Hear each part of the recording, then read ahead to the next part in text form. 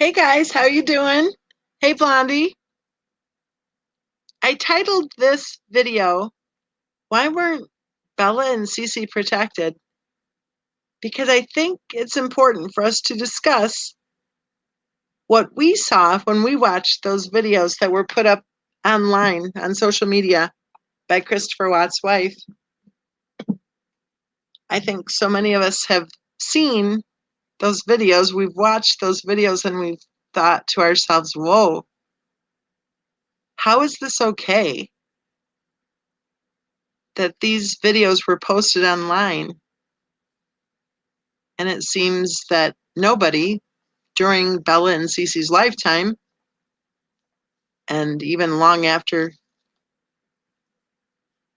they were tragically murdered in what should have been the safety of their own home, it seems like nobody except for us here on this channel are paying any attention at all to how they were being treated.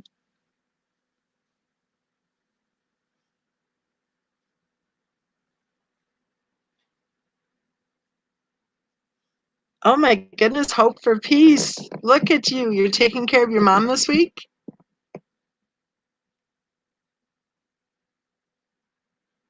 Who you haven't seen in an entire year? Wow.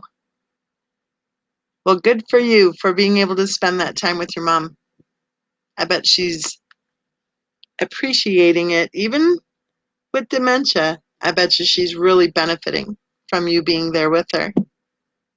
Good for you. Don't forget to take time for yourself during this week. Like, pay attention to self-care big time, and pay attention to your feelings too. Because when there's dementia, sometimes you need to address those feelings of, what do I call it? Like, it's like you are mourning the loss in smaller steps, if that makes sense.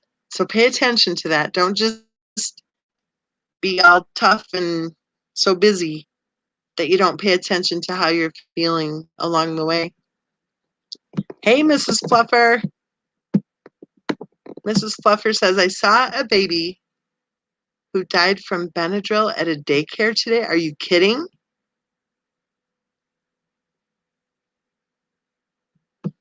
Wow. Okay, let's take a look at that.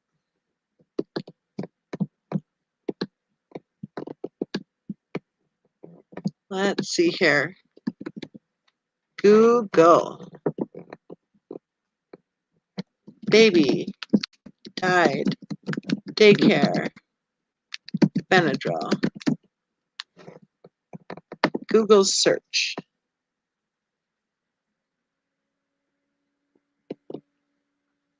Oh my goodness. A Vermont daycare owner is facing manslaughter charges after authorities say she caused a 6-month-old baby girl's death by giving her Benadryl.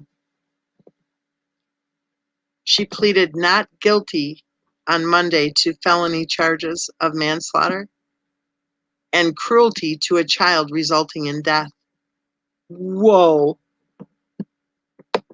Daycare owner allegedly, that's the key word, and that's the word that they never used for Christopher Watts.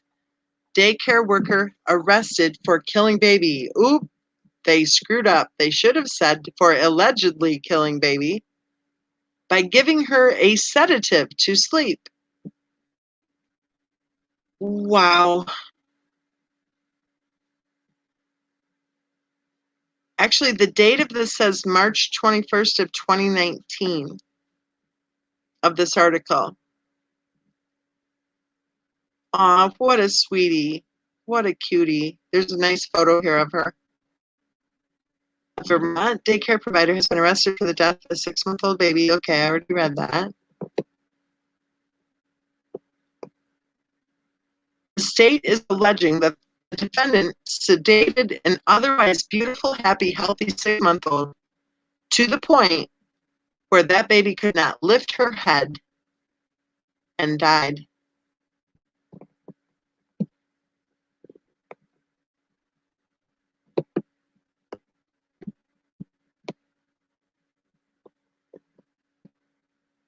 Wow.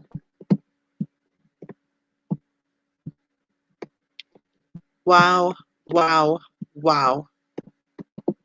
I wonder if there's another one. The mother is suing and the story was awful. Her doctor said Benadryl last resort for severe reactions.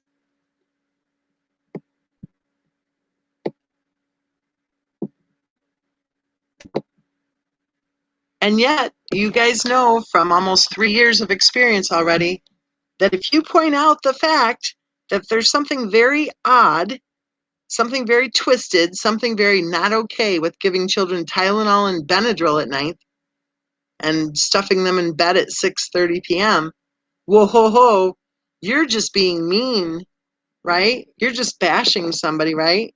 You're just terrible. You're evil. You're in love with Christopher Watts, right? I want to share something with you guys. It's kind of funny. I don't even know what day it was last week, but I was out of town and I was looking at office space at an office building, and I glanced over, and 2 doors down, it was right in a downtown area. 2 doors down, there were people moving into this office space, a little building, and on the front window it said Thrive, and I'm like, no way. And I looked, and sure enough, it was all about the nutritional supplements. They actually have space in a commercial zone to set up their Thrive shop, evidently.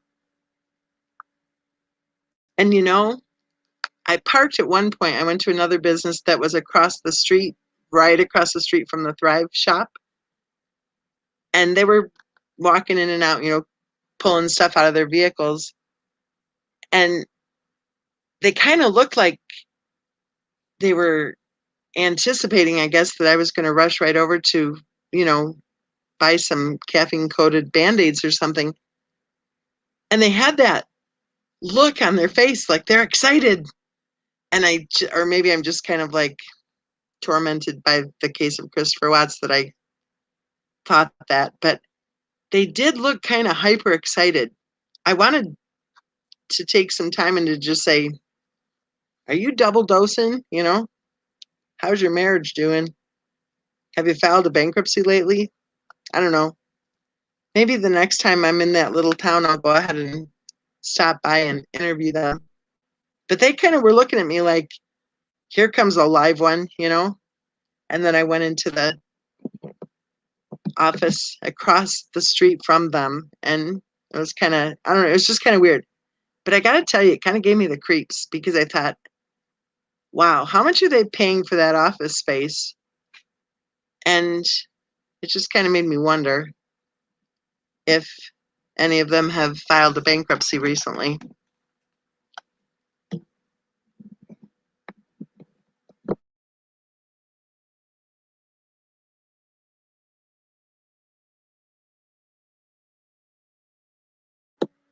Yes, Susan, they were super excited. And I felt a part of me kind of pulling, feeling compelled to run over there and say, you guys, let me help you. Let me help you. But I don't know. It's a zone I don't think I would really want to be in.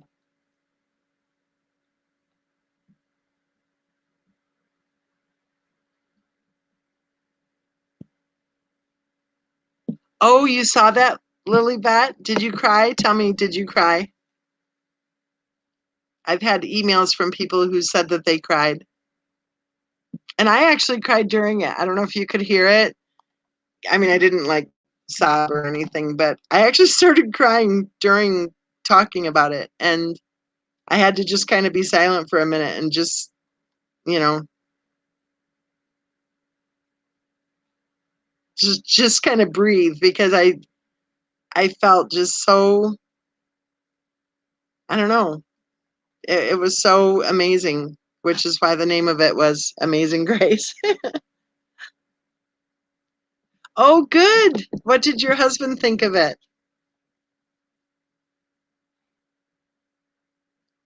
You know, part of it is really very frightening. Very frightening. I'm still in shock over what I witnessed.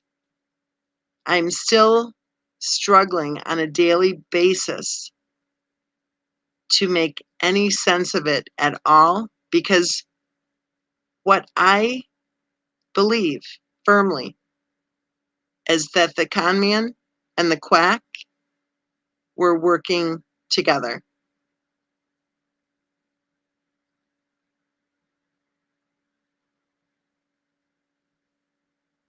And it's really sad to know that the hospital actually was complicit in the scam. And that is very disturbing. I guess I would hope that they would have safety measures in place so that a quack wouldn't be able to pull what was being pulled.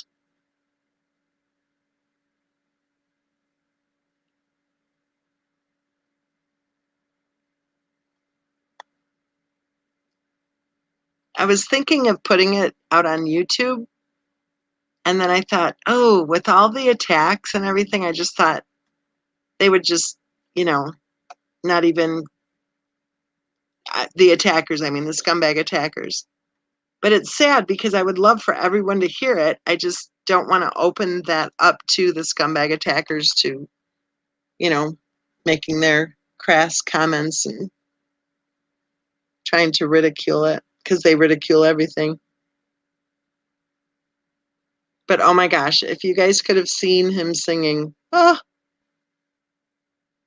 it was just amazing. Amazing's the word.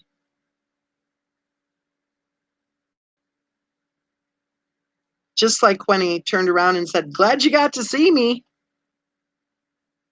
Yes, very easy targets. And you guys are going to flip to hear this. Well, I don't know if I should go into that right now. Oh, I shouldn't have said anything. Let me think. I will say this. The very same person, the person I refer to as my favorite octogenarian, I think it's only been 2 weeks since his other thing, right? And already he's battling another issue, and he's battling it very well, standing firm. His voice is being heard. He has a person who was actually attempting to use part of his property. I'll tell you more later about it, but it's still kind of in process that he is standing very firm for his rights. And once again, I stand in awe of him because I'm just like, whoa, you don't take any shit now, do you? And good for you that you don't.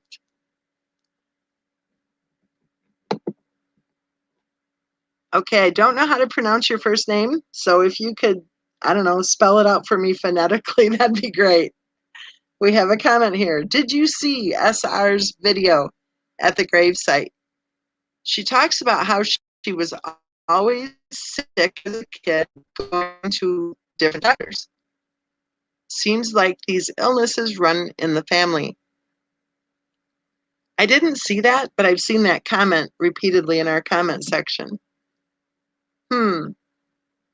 I did see one little bit, and I can't remember what video it was in, but evidently somebody was saying that when you go to heaven and the Lord is standing there, do you want him to turn to Shanann and ask her if she should let you in heaven? And I heard that and I thought, I don't think that's how that works exactly. I don't think Shannon Watts gets a vote on whether or not anybody gets into heaven. Here we go. So is it Ra or Ru? Ra? Rave? Rave? Rave. So the accent is Rave. Is it Rave? Definitely watch. It's like listening to Shannon. Oh, really? Rave is laughing. LOL, lots of love. I thought that was very interesting, though. You know, we hear a lot about different channel creators who claim that they're Christians, and they have a lot of interesting quotes from the Bible that I've never found in the Bible, and a lot of interesting theories about how the whole afterlife thing works, right? Why is her name hyphenated when the parents called her Shannon? Because she wanted to be new and different and odd, I guess. I'm not sure. But remember, she was trying to get Christopher Watts to change his name to add the hyphen or the apostrophe. Oh, on the grave. Okay. I don't know. No clue.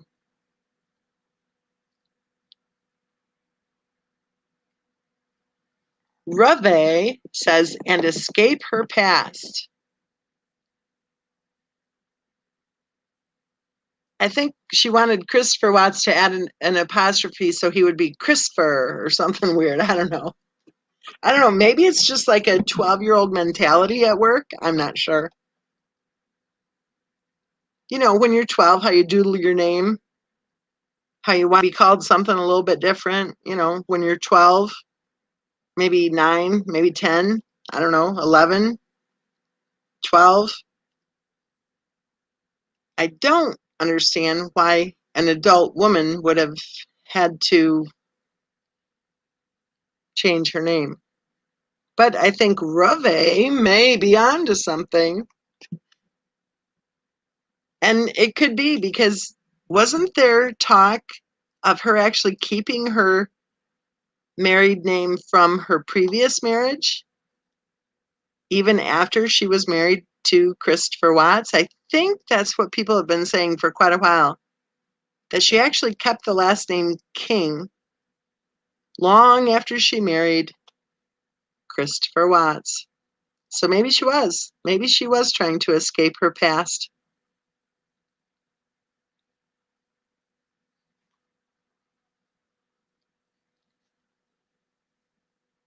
Too bad she didn't just get into a good counselor and really try to face her past, right?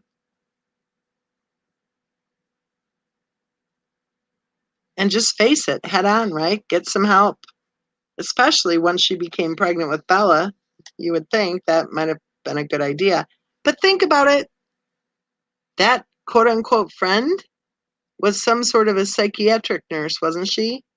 How many nurses were in her life? How many nurses were friends, right? How many nurses were spending time with her or keeping close tabs on her or worrying about her within hours after dropping her off, right? Sure seems to me like she had a lot of nurses and nurses' aides and whatever, keeping a close watch, you know, from nearby.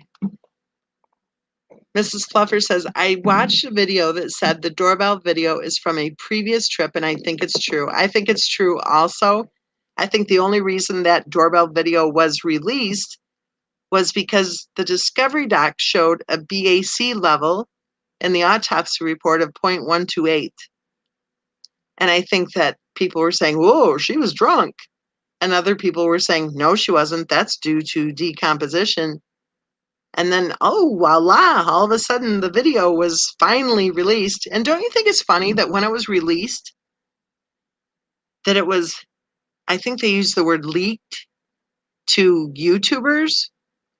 That seems kind of odd to me that it would have been released to YouTubers. How'd they get their hands on it? Reve said, I wanted to be Michaela when I was a teenager. LOL, lots of love.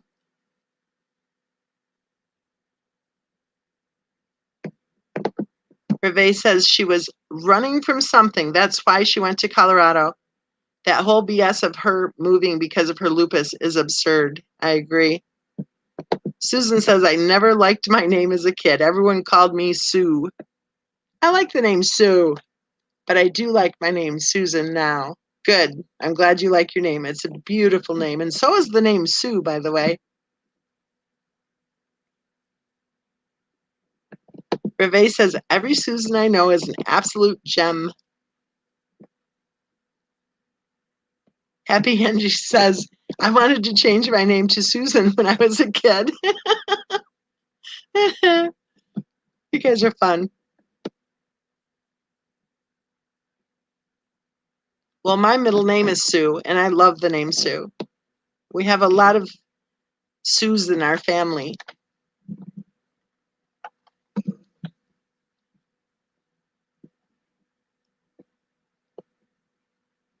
Happy Angie says, my bestie. My bestie's name is Susan. Susans are nice. There are some names that just have kind of a negative connotation. Susan is a really nice name.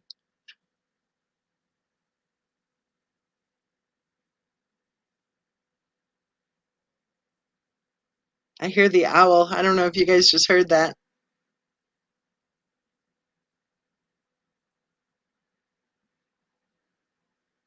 It only hooted one time. Oh, there it goes again. Did you guys hear the owl? He sounds close.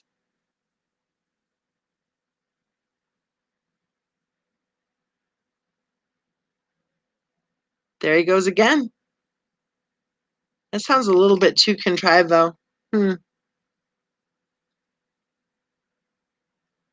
Maybe there are two of them.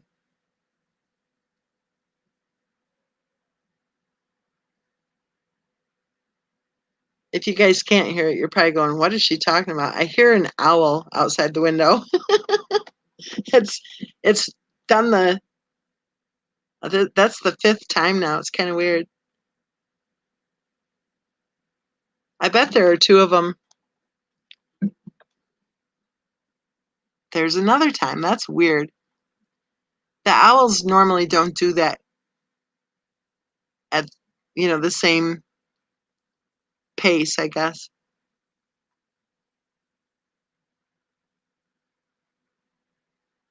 Huh, interesting.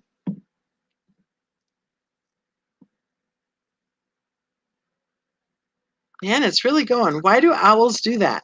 What's going on? Are they mating or something?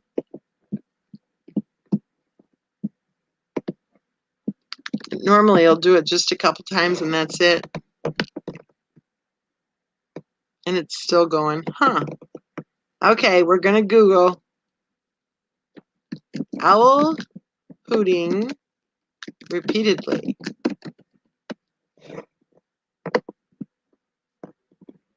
Hoots are used frequently at this time of year to communicate to potential mates. Uh-oh. Current mates and other neighboring owls. Owls usually hoot at night. They are most boisterous right after sunset, sporadic throughout the night, and can be heard shortly before sunrise, too. So it looks like we have a couple of owls who are trying to get it on.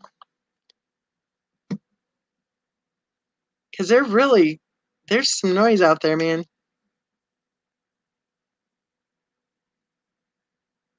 Christy says, missed the start, going to have to catch up.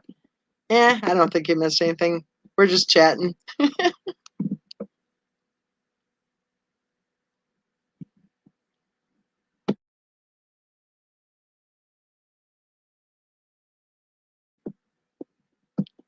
Mrs. Fluffer says, I also watched a video where Bella was pulling on her own hair. The one in the car where she's singing, and someone said that CW confirmed it in a video. Yes, that he confirmed she was pulling her hair. Yes, we'll have little owlets soon. Hope for Peace says, do you think they're matching or mating? Well, I guess we'll know if there are a bunch of feathers flying, right? Well, I don't know if we would know necessarily. Oh, now they're quiet.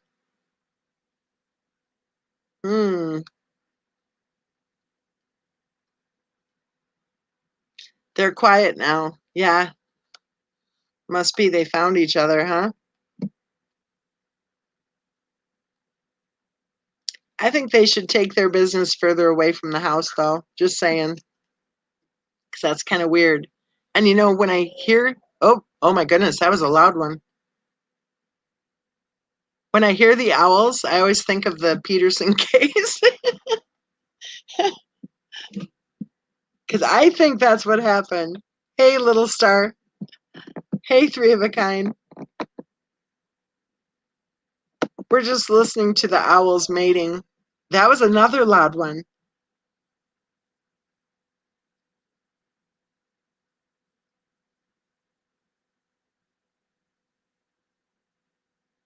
And now it's quiet. Yes, three of a kind they are. They're beautiful, but they're hooting like a lot right now. So we're kind of wondering what the heck's going on. Yes, Susan.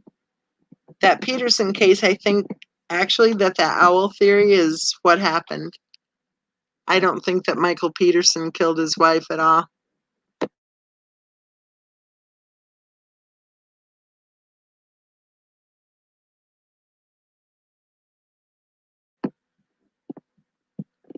Happy Angie says the babies are precious.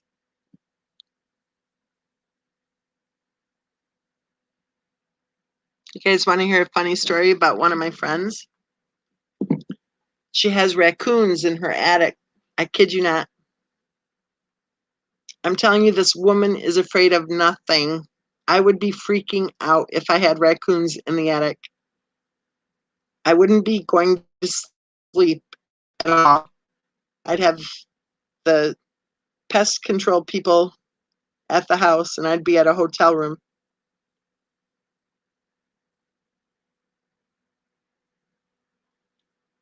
But her raccoons, who are living in her attic, had babies. And the reason she knows they had babies is because I think she's found two of the babies already who have somehow come out of the attic.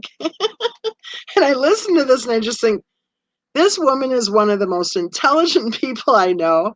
She's amazing. She's an amazing person. I've known her since I was a teenager. She's a University of Michigan graduate. Okay. She's smart. Okay. And she has raccoons living in her attic. There's just a kind of something strange about that.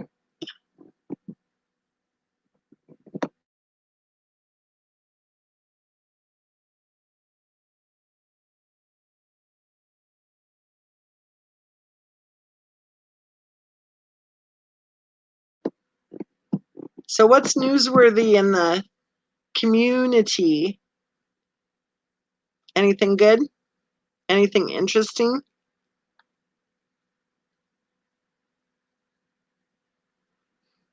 Have you guys seen Paula?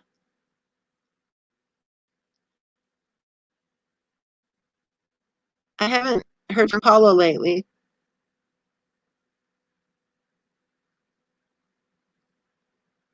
Because that's what I just thought of when I said what's happening in the community was, where's Paula?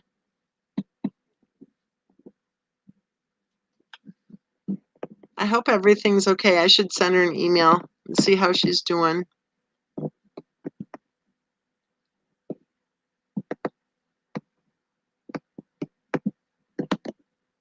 Three of a kind says, how can anyone be frightened of a raccoon? They're absolutely precious. Are you kidding me? Oh, well, I'm not like, ouch, I'm afraid, but I am very careful when I let the dog in to make sure it isn't really a raccoon.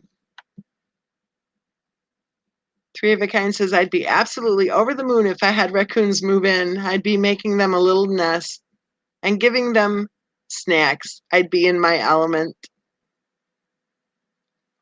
Yeah, you guys haven't heard from Paula either, huh?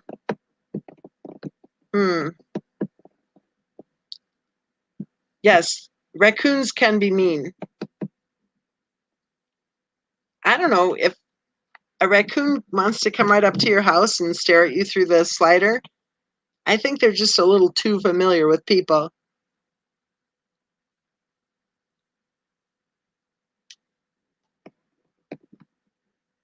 A little too comfortable. Let me see, I'm going to go to my email and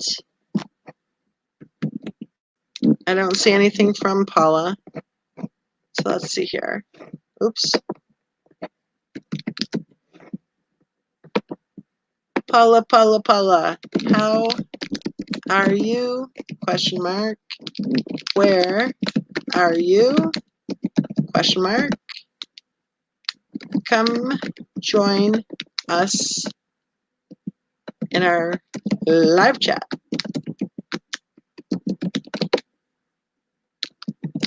Exclamation point. There.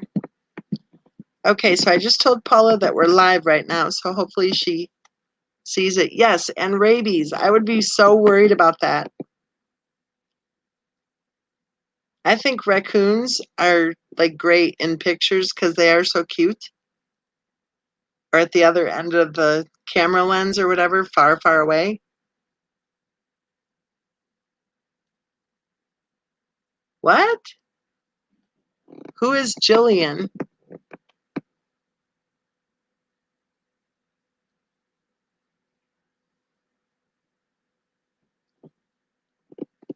Rose Gold says, I saw a coyote running with a baby raccoon in its mouth, and the mama was chasing the coyote. So sad to watch. Oh my goodness. Coyotes are terrible. We've had those here where there are 3 or 4 of them together. That's scary. When I saw them, I thought they looked really skinny too. It was kind of creepy. Hey, Private Pirate. 5 stars. Oh, yeah. Mrs. Fluffer says they are big and go in garbage cans. I'm surprised at how big the raccoons are. I am so surprised.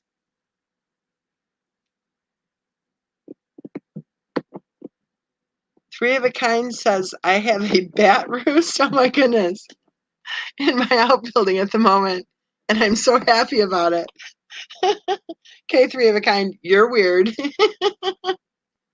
Coyotes are creepy, yes. They're very creepy looking. Mrs. Fluffer says, we have bobcats. Oh my gosh. Yeah, you want to keep the babies close, keep the little doggies close too. Rose Gold says, and I saw a man on YouTube with at least 100 raccoons on his porch. He was feeding them hot dogs and grapes. Private Pirate says, I used to like raccoons until I adopted a little terrier mix. Now I hate them because I worry they will attack my baby dog. Trash pandas, I like that. Three of a Kind. Little Star says, I have a bobcat that has been sleeping against my patio sliding door for the last few days. What are we, a bunch of wilderness Wonder Women or something? I ran out to my car and I forgot I had parked. There are like 2 parts of the driveway, and I had parked at the lower one. It was already dark. Well, I was already out there before I realized that I parked on the other drive. So I'm cruising down to the car thinking, this is stupid because we have bear. And I don't ever want the headline to read, that, I was lunch. Three of a Kind says, I watch the Raccoon Man all the time. He's my spirit animal. Okay, you are weird. Oh. Oh, I don't remember a Jillian at all. The Raccoon Whisperer. I love it that the bobcat is sleeping against the patio sliding door.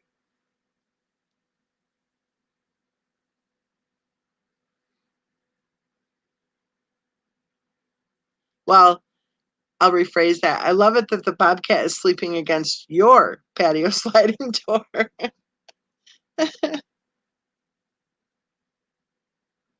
He has a bucket of hot dogs and hand feeds them. Wow. Yeah, I would not be hand feeding raccoons. Nope, not me.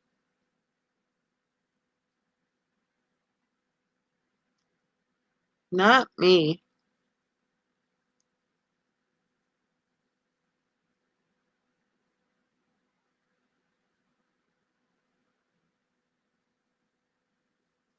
For those of you who saw the video on Patreon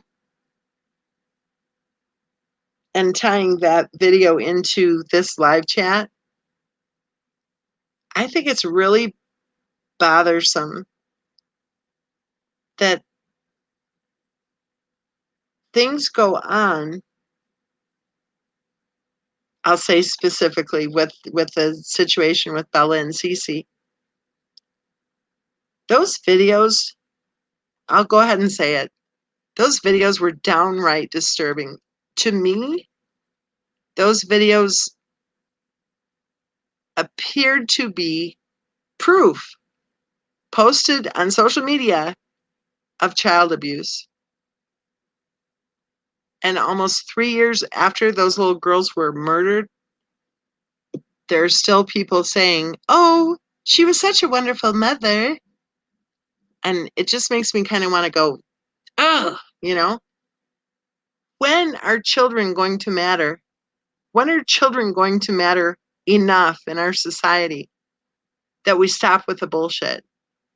That we stop with the pretense of, what was it? Oh, the young family. No, they weren't a young family. They were in their 30s. A young family, they're in their early 20s, not their 30s, for Pete's sake. They weren't a young family. By the time she was 34 years old, or even older, according to a lot of people, she sure as hell should have known how to mother her own children.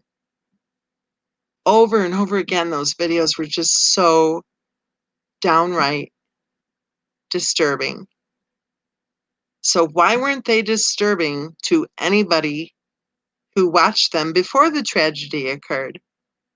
Or were they? And if they were, then what was done about it?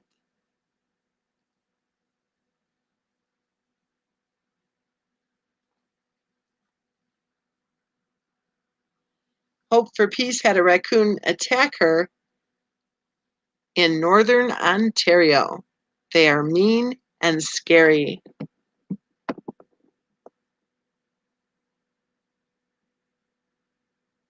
Three of a Kind says to Little Star that the bobcat sounds like he might be sick. Try leaving out some food on the porch for him. I don't think I would do that. I think I might call whoever in the area handles all that stuff. I don't know if I'd want to, become buds with a bobcat. I don't know. I'm not like you though. I'm more like, ooh, danger, Will Robinson, danger.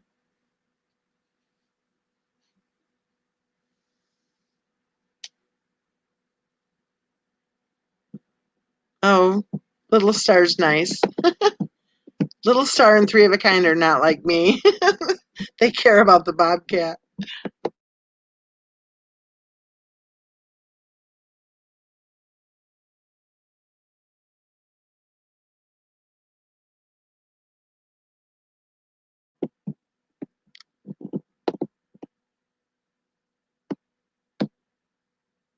Nuckin Futz, love that name, says, Christy, don't worry about what other creators think.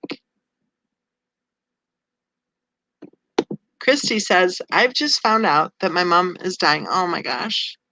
Bleeding in her brain and migraines, loss of leg movement, eye problems. I just feel very sad and spaced out. Sorry, chat, and thanks, Nuckin Futz. Christy, I'm so sorry. I'm so sorry. Do you live near her? Are you able to spend time with her?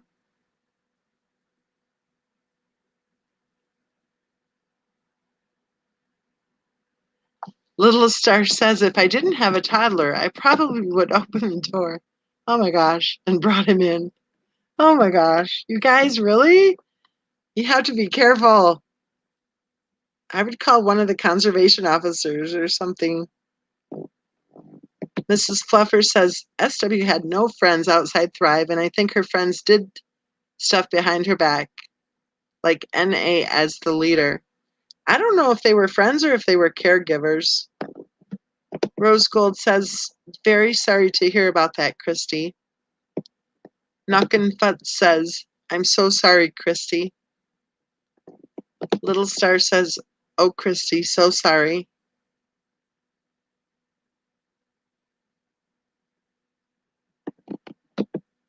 Christy says that her mom's an hour away and they have COVID restrictions still. Oh,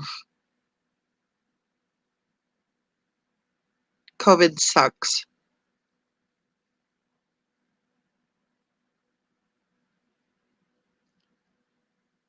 If she's an hour away, I don't know, is there a way that you could become part of her household so that even if the COVID restrictions are on, that you can be in the same household?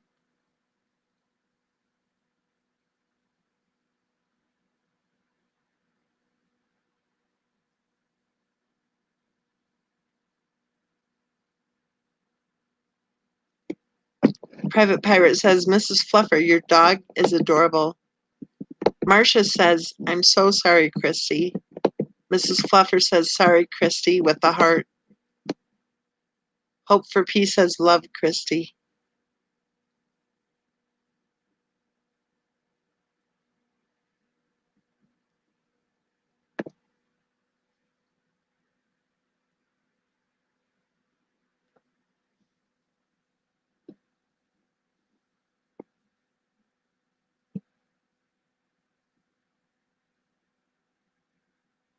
Yeah, it does. Hope for Peace says, COVID totally sucks. It does. And you know that new strain or whatever is going around, evidently. I know 3 people who have it right now.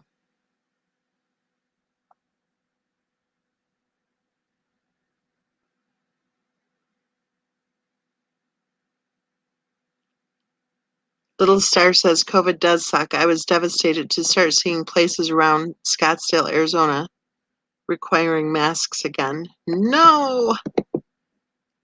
Scottsdale is beautiful. My mom lived in Fountain Hills, which is right outside of Scottsdale. I think since 1981.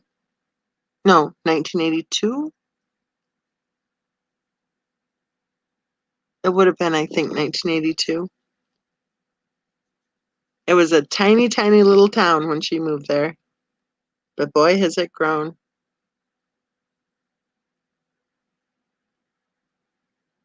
Well, the whole mask wearing thing, too, is kind of weird. Because do you guys really think masks are effective? I don't know.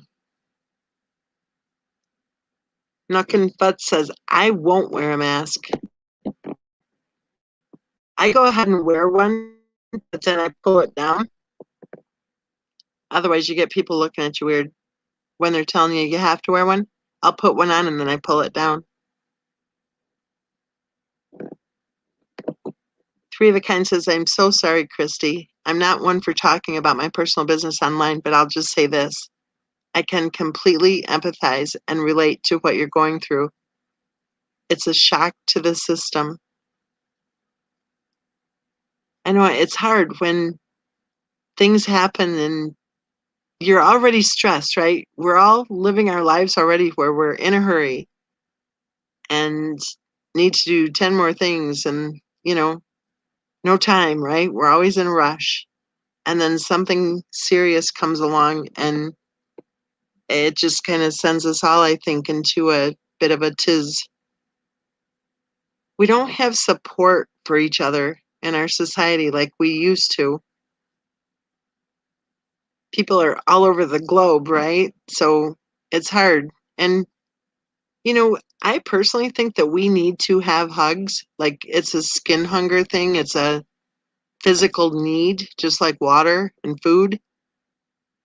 And when our loved ones don't live right close by, or if we're living states away from our loved ones.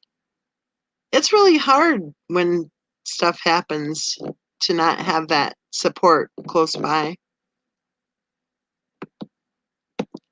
Mrs. Fluffer says, the people getting paralyzed from the shot and one young girl can't move or eat. I haven't heard about that.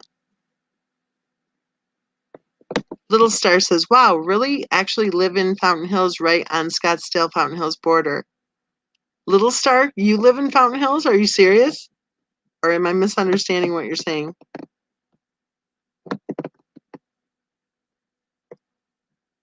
That's cool. Fountain Hills is cool. Hope for Peace says, I get my first shot tomorrow, and I really don't believe in it.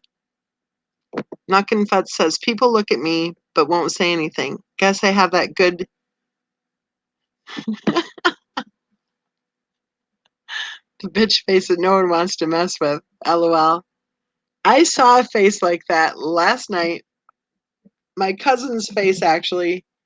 She's a trucker, and she pulled in with her truck.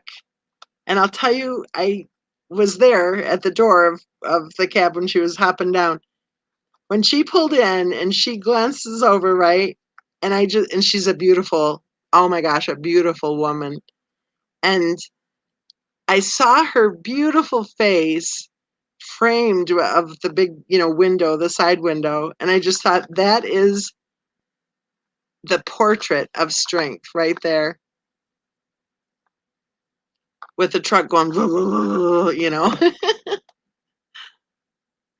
Marcia says, yes, hugs, absolutely.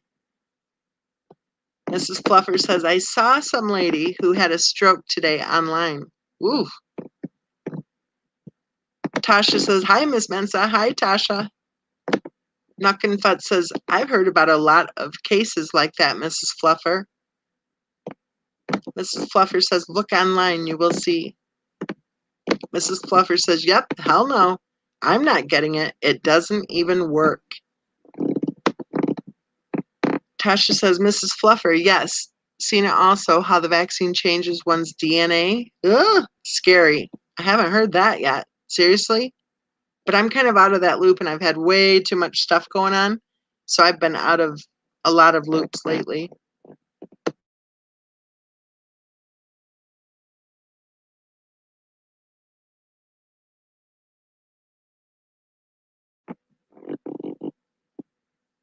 Mrs. Fluffer says, yep, it does. I thought it was interesting.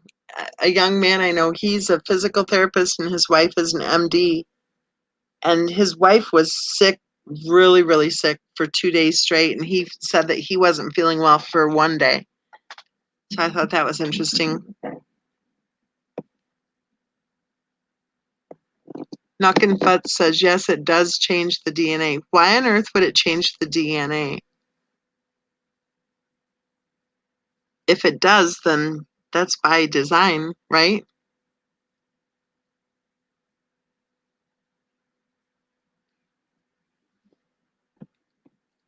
So she had a stroke from getting her shot, you mean?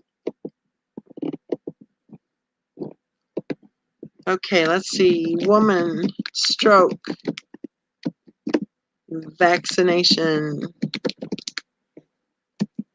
My enter button is broken, so I have to figure out how to do this. Hold on.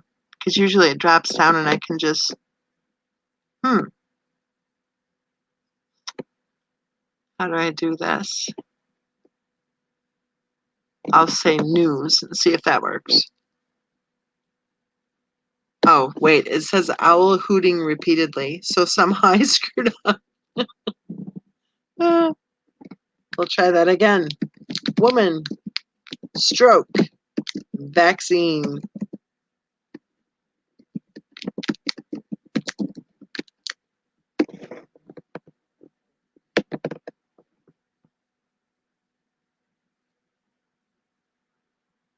It says that a woman named Alyssa suffered a stroke after her COVID-19 jab, but still thinks vaccination is the solution to the pandemic.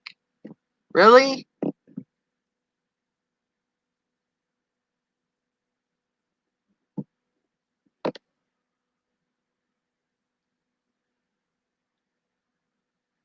Here's another one. Mother of two who suffered a stroke after the vaccine still wants Australians to get the jab. Virginia woman recounts massive brain bleed from COVID vaccine as Fauci tells hesitant folks, quote, get over it. Viral video shows woman struggling to walk after her COVID jab, an extremely rare case.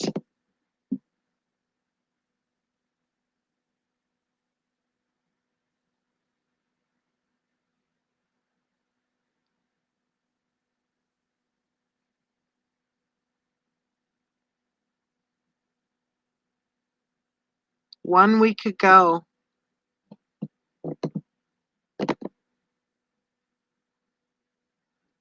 Huh.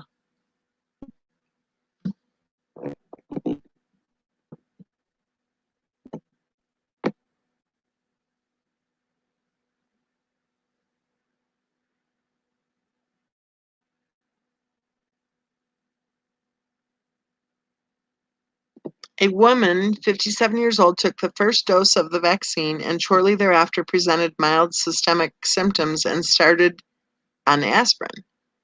On day 5, she had a sudden onset of sweating and paleness, which was followed by I don't know anything medical here, hemiparesis or something like that, vomiting, and somnolence. I don't know if that's a word.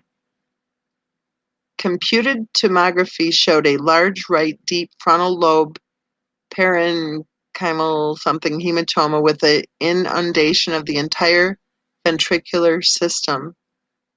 Platelets count, fibrinogen, prothrombin, time, and D dimer were normal. Digital subtraction angiography did not show any signs of thrombosis or aneurysms in brain circulation. Conclusion: clinicians should be aware of cerebrovascular adverse effects of the vaccine, including out of context of vaccine-induced immune thrombotic thrombocytopenia. Wow. That might be too much information.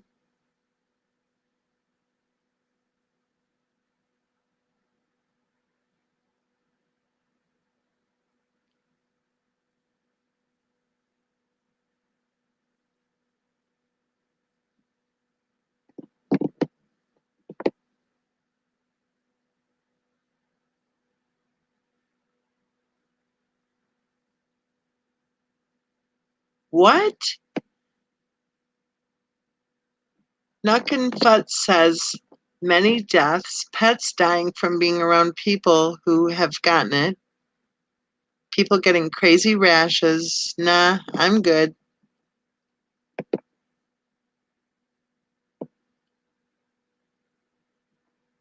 Mrs. Fluffer says her mom got sick really bad after the second one.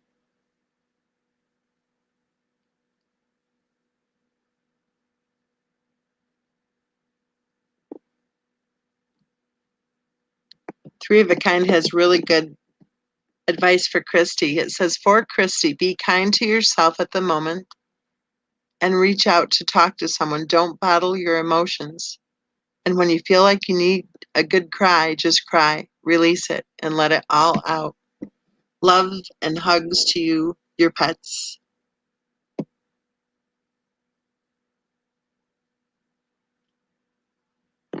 Summer Breeze says that Trump and family all okay after they got jabbed. Yeah, I think Donald Trump Jr., I'm not sure, it was either him or Eric. I think it was Donald Trump Jr. was in our little city right before the election, like 2 days before the election. And then a week later, it was announced that he had the vid.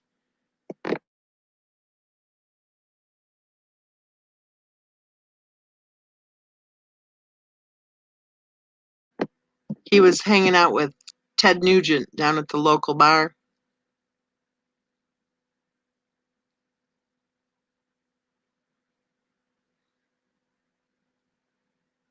Tasha says, what they told me last year, I'm terrified of it. We sit in our sauna weekly.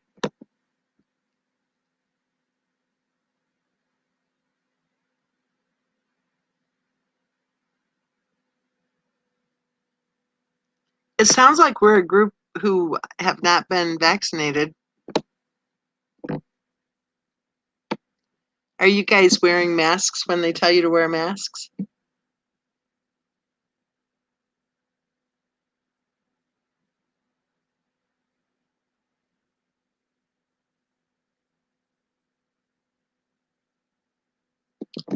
Private Pirate said, Miss Mensa, is you are Googling, you are getting censored search results. Google is censoring news that goes against the agenda. Yeah, probably the stuff I just read will be gone tomorrow, you think?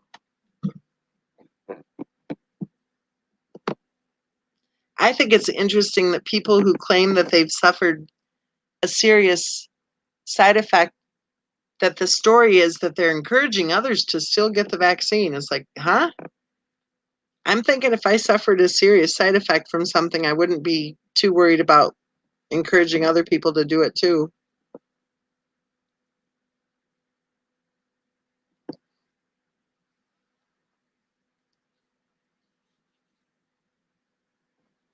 Little Star says, Tasha, yeah, they would have to really put some horrendous restrictions on the unvaxxed for me to relent to getting it. I hope it doesn't come to that. Scary what they will do, though.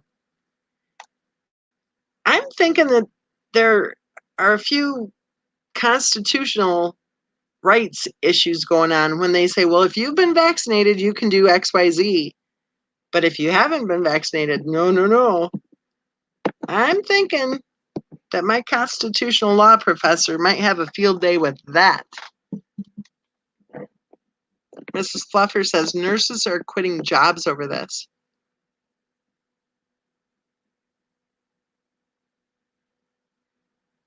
Tasha says they will have to kill her to make her get the vax. We live mostly off the land and are prepared to cut the world off if need be. Summer Breeze says, I don't want it.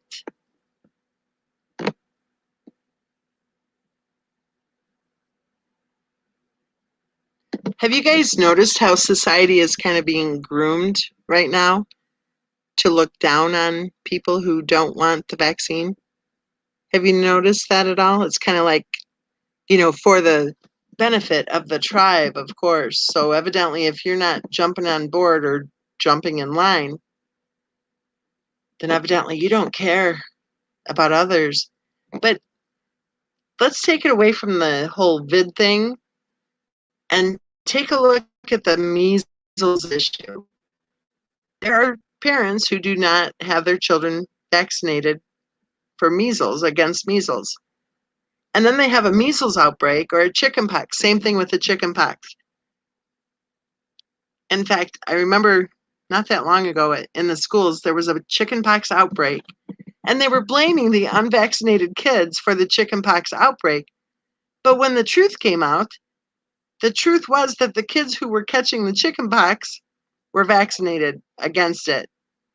So how is that exactly the fault of the unvaccinated kids, that the kids who had the chickenpox had already been vaccinated?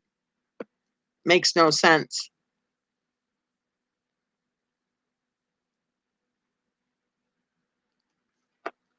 Hold on. I have the lights on and I have a bunch of screen, what do you call them, sliders across one wall and another wall. And so there's a lot of screen, okay? And with the lights on, the mosquitoes and stuff somehow every once in a while make their way in, and I just had to kill one.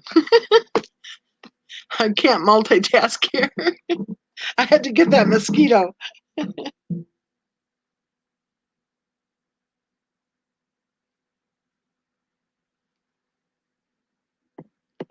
Tasha says that it's also tearing families apart or turning families against each other.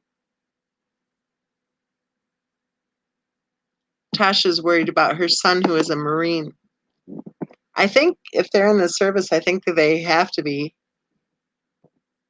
immunized for everything. Mrs. Fluffer says they can go scratch. This isn't a communist country. I was thinking about that earlier today in traffic. I was behind a Subaru, of course. And, you know, I hope I don't offend any of you if you drive a Subaru. But I have this thing about Subarus because we have roundabouts and I have to go through 2 of them all the time. And usually in any given day, I'm going through 3 or 4 of them. And it's always the Subaru drivers who seem to not know how to go through a roundabout. But anyway, I was behind a Subaru today and it had that, I think it said Sanders 2016 or whatever. And it had a couple of other bumper stickers that I thought, yeah, okay. And I was sitting in traffic thinking to myself, didn't Sanders say that he was either a communist or he agreed with a lot of the communist, I don't know, platform? And we had so many people who were totally fine with that. They didn't mind. Yeah, let's vote for a communist. Let's vote for someone who believes in communism. Right? Like, what? And people laugh at the John Birch Society. Pretty much what they say has pretty much come true.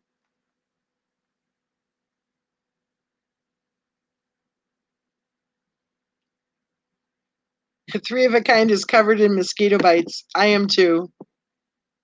We had 3 of us sitting out on the deck earlier this evening, and all of a sudden, I'm getting bit, but of course, the 2 men sitting there were not getting bit. It always happens that way. So we had a few little jokes going with me saying, well, because I'm sweet and you guys aren't sweet, so the mosquitoes like to bite me. So I actually came in the house and I was on the other side of the screen while they both sat out on the deck, not getting bit, which is totally unfair.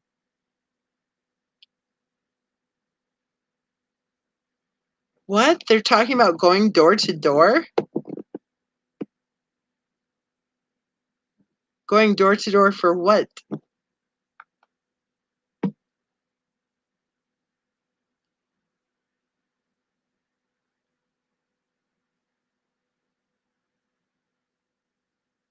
Nuckenfut says 3 of a Kind. Lemongrass helps immensely with mosquito bites.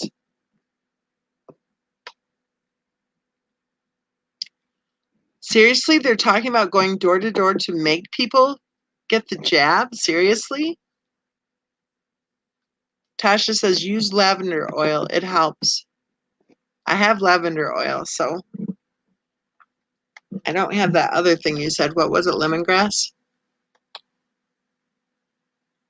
If they're talking about going door to door for the jab, really?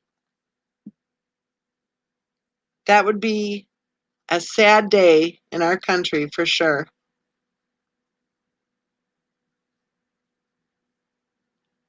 That's why you want to have 2 or 3 different doors and travel often to your other homes.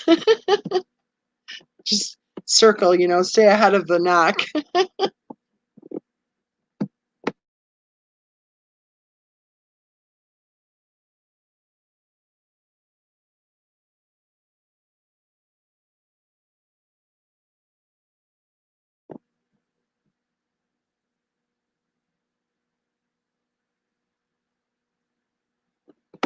Knockin' says, yeah, they're saying to make people aware of the benefits, so they're going to go have like a public service knock knock. Really? Boy, they must have a lot of money to spend to hire people to go knocking on the door to try to talk them into getting a jab. And while they're there too, they'll probably want to take a peek, see if there's anything they can put on their little checklist, like whether or not you have a battery in your smoke detector, to try to protect you, right? To protect you.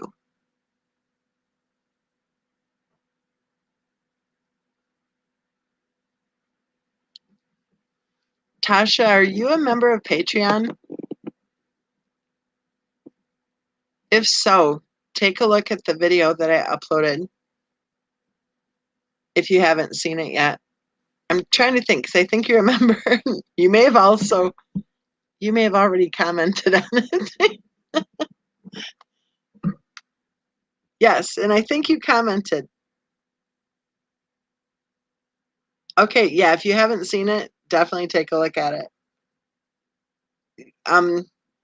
The reason I say that is because of your comment, survival of the fittest, thinning the herds.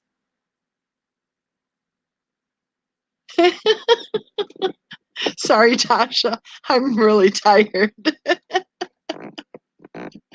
Uh,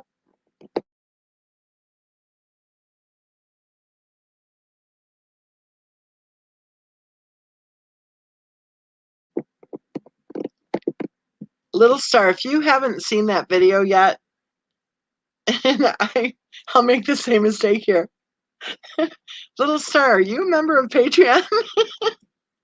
I uploaded a video. In fact, I should probably go ahead. I don't want to put it public. I would love it for all of you guys in here to be able to see it, but I don't want to put it out there. It's just too important to let a bunch of scumbag attackers go. Wine, wine, wine. Look at Miss Mensa wine.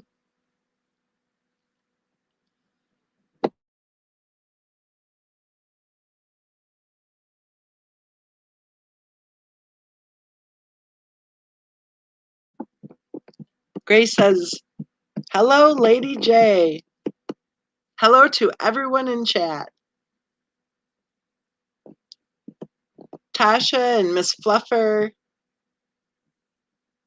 live in the rural area. Yeah, I don't know if I can say these two words together without sounding funny, but rural rules. Try to say that 3 times fast. Tasha says, where is Paula?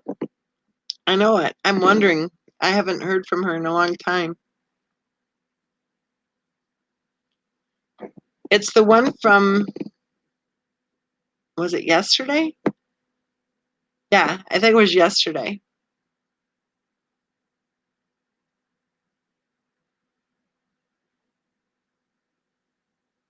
Well, I'll tell you something, Grace, that concerns me is that the young mom who I know who has COVID, the whole thing of isolating and not going to the doctor and everything, it's like, I guess she's just totally on her own to heal, right? Nuckin Futz lives in the rural area too. But I don't get it. I don't get it how when somebody is so sick that the answer is for them to self-isolate. What about medical care? What about all these heroes on the front line who are taking care of everybody? Why, if somebody is sick with COVID, are they self-isolating?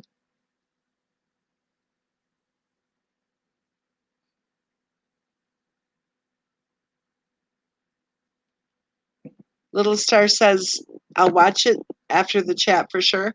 I think it's 35 minutes long. And depending on what time zone you're in, it might be a great way to fall asleep because people have said that although this one, you might not fall asleep. Because so far, the emails that I've received about it, people are crying. And it's very sad. There are a lot of details that I did not include in the video for obvious reasons.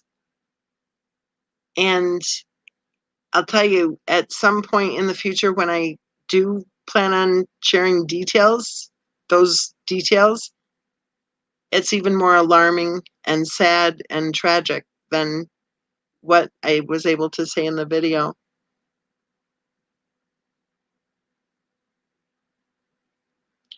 You know, I personally witnessed a patient not that long ago in the emergency room,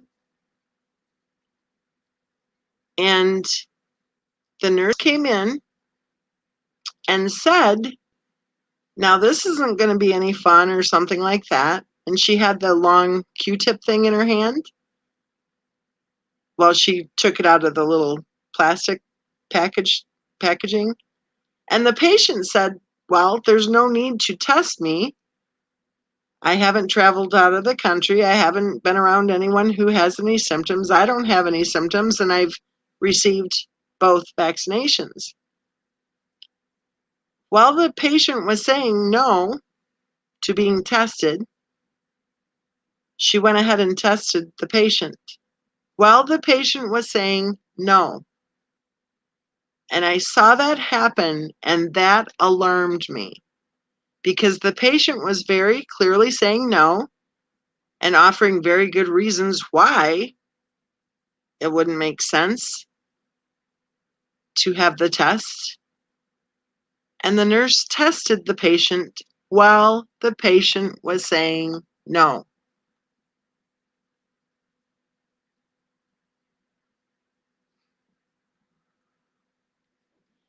Yes, little star, it's the one titled Amazing Grace.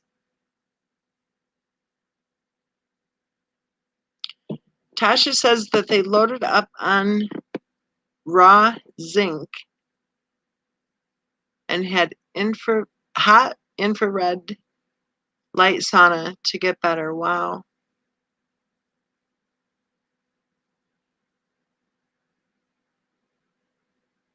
I don't know. I am kind of led to share that video, but I just I just don't want the scumbag attackers to just be going, "Oh, Miss Mence is crying."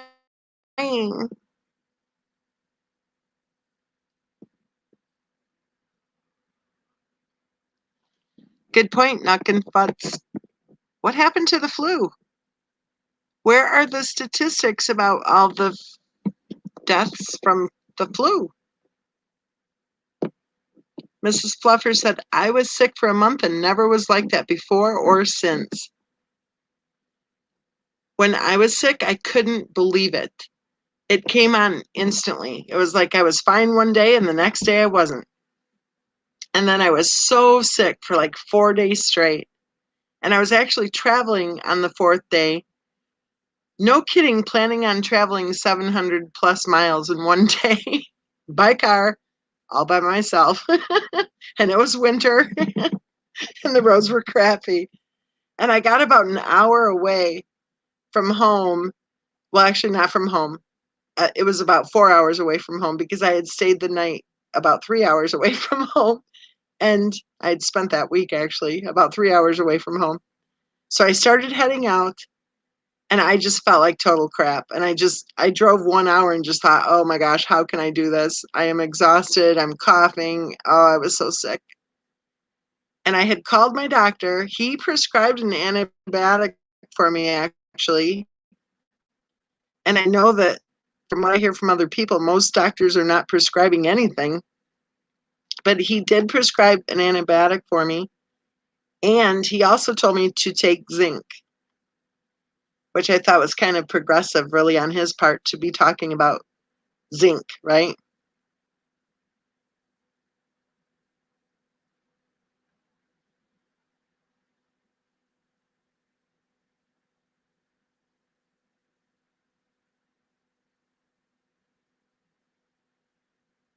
Yes, Nuckenfutz.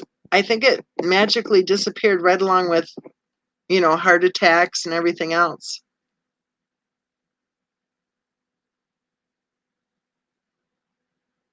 Tasha says, no more scumbag attackers. I'm so sick of fighting with them. I know. I think after the 3-year mark comes and goes, I think they'll disappear because I think they're basically in place to try to keep everyone distracted so that nobody actually helps Christopher Watts.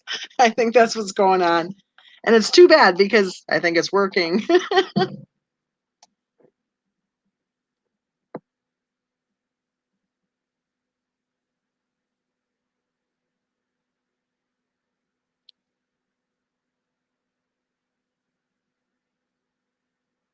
That is weird about the whole rash thing, isn't it? That is very strange.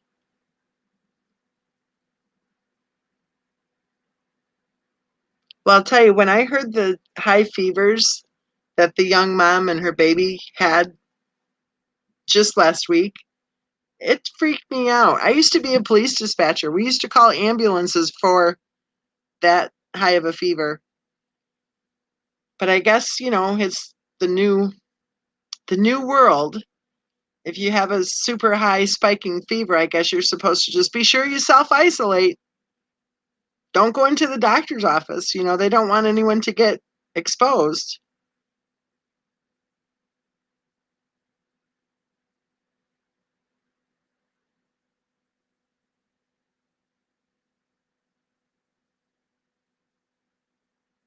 Mrs. Fluffer says, my husband just had hip replacement and they told him to take low dose every day to prevent clots. I think a lot of guys take the low dose, the little chewable thing. I think it's 81 milligrams. We should probably think about that too, right? Tasha says, CW will not get a trial. Very sad. No justice for Bella and Cece, or for Cece and Bella. I agree. I think it's very sad. Little Star says, I think they're lying. Oops, where'd you go, Little Star? There you are. I think they are lying on the amount of people infected. I bet medical staff are told test everyone and diagnose as many as possible, and everyone that dies, not murder or suicide, is COVID. Well, you know how I like numbers, how I like to look closely at different numbers.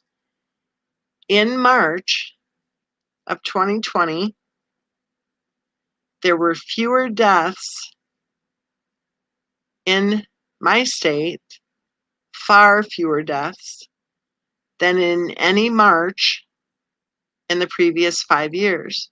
And I'm talking a significantly lower number of deaths in March of 2020 than in the previous 5 years, counting just the month of March.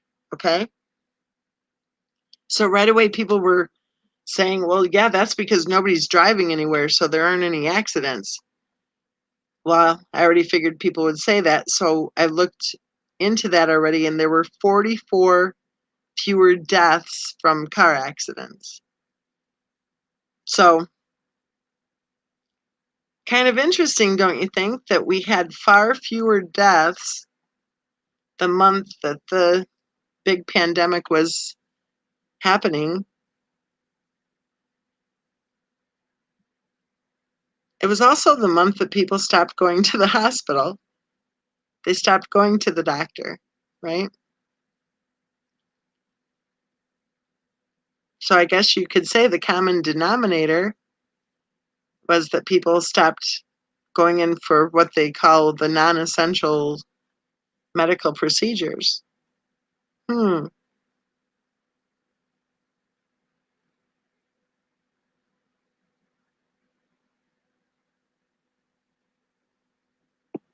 Nuckin Fudd says, of course they're lying.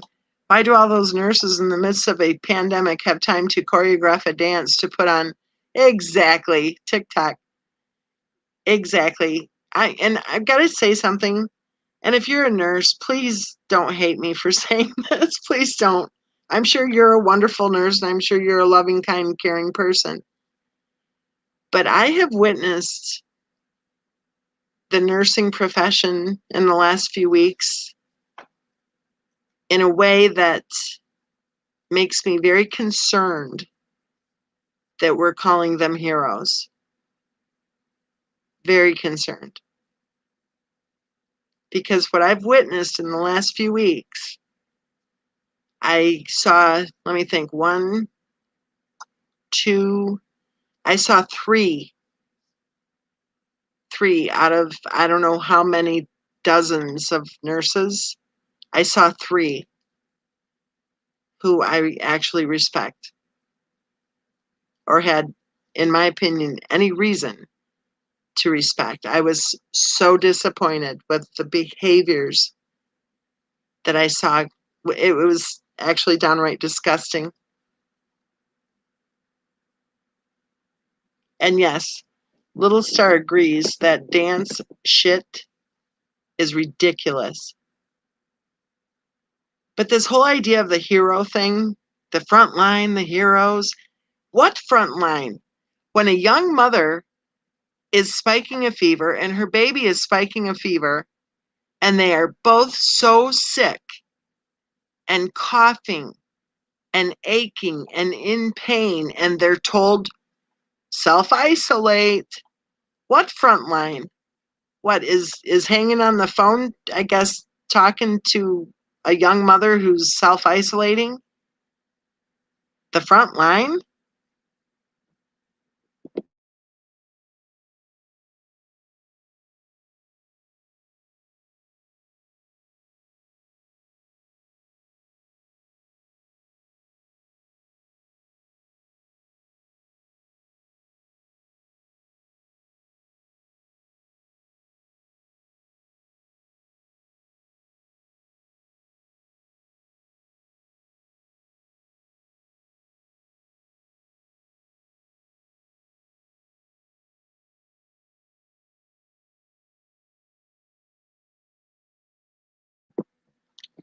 I'm actually concerned for the medical profession because I think a lot of good doctors are retiring and getting out of the business.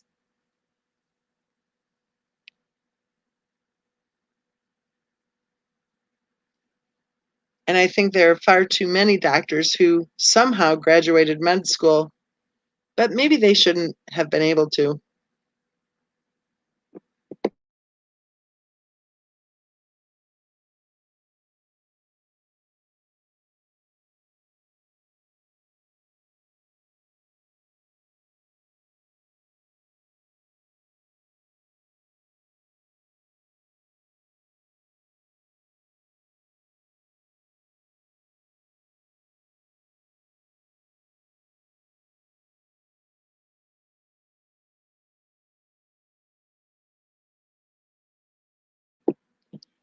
I agree with you, Private Pirate.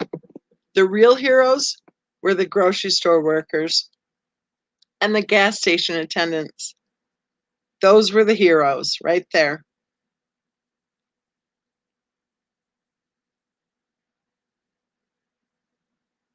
Yeah, I'm getting really tired of the whole hero worship routine with the nurses. I'm sorry. And like, I love Nurse Tara. I love all of our nurses. I know it isn't everybody, but like I said, with what I witnessed lately, not impressed. There were three out of, like I said, dozens who, in my book, acted like nurses.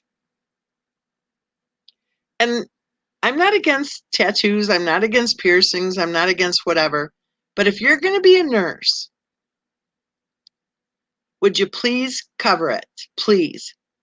Because not everybody is into tattoos, not everybody is into piercings. And if you're going to be a hospital, can you please care about the patients first? Please.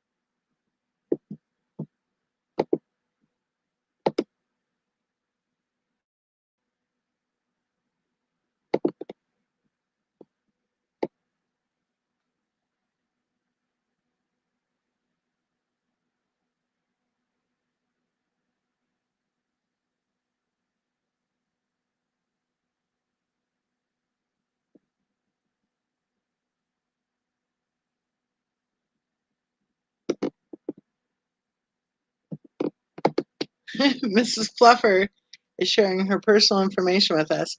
Nothing happened. I was just clicking. I think it's interesting that there's one person posting smack, and it looks like the person, I'm just checking in because that profile is actually connected in a way. Well, email me, I'll tell you.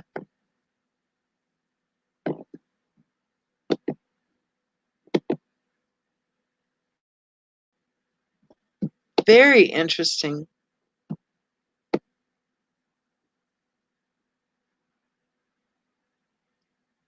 The profile is titled Danielle.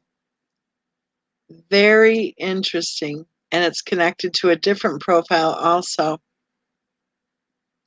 Huh. So I'm busy taking screenshots. Sorry.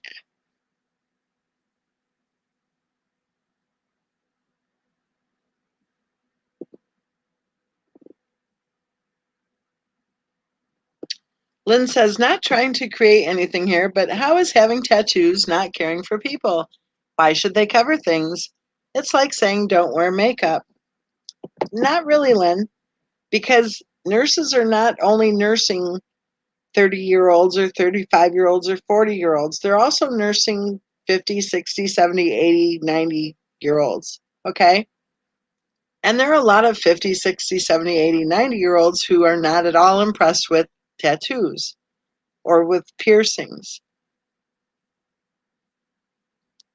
For decades, the standard was that if you're going to have tattoos or piercings, then you cover your tattoos and piercings. That was the social standard because not everybody is into it, right?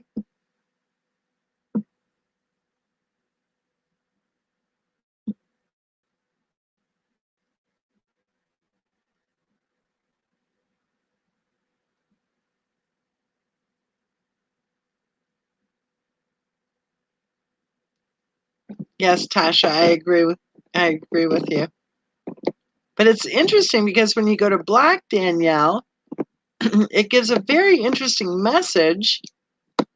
And it's also interesting that the Danielle profile is using the exact same comments as another one that it's connected to. So it's just all good information to have.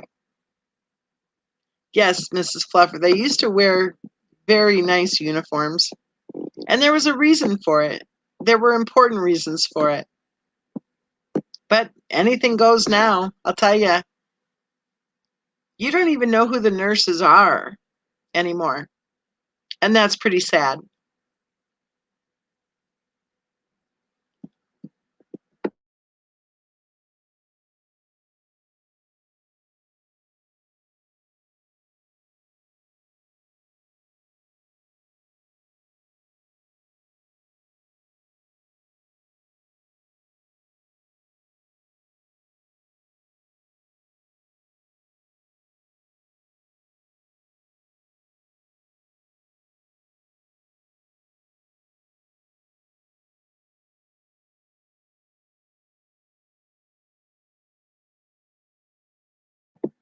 Kind of unrelated, but the same is true with the nuns.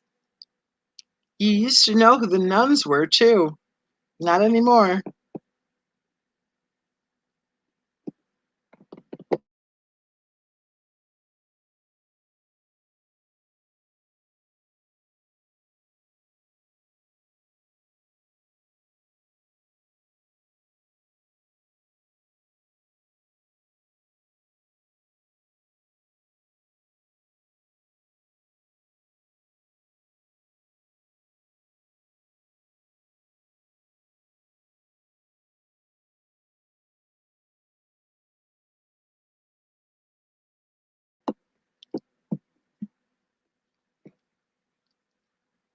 I'll say something about the mask thing. When I went to church during a time frame where most people in the country were wearing masks, masks at that time were optional. and nobody had a mask on. And I'm talking many hundreds of people. And it was wonderful. It was absolutely wonderful to have that safe space where people were hugging and smiling and talking and shaking hands and probably violating every single, social distancing crapola that they were advised to do, right? Our faces, our facial expressions are so important. And not only for us, I don't know if you're like me, I must be a lip reader or something because I can't hear you if you're wearing a mask. I have no idea what that's about because my hearing is actually just fine. But if I can't see your face, I can't hear a word you're saying. The other thing I want to say about the mask is one thing that really disturbed me when the whole thing started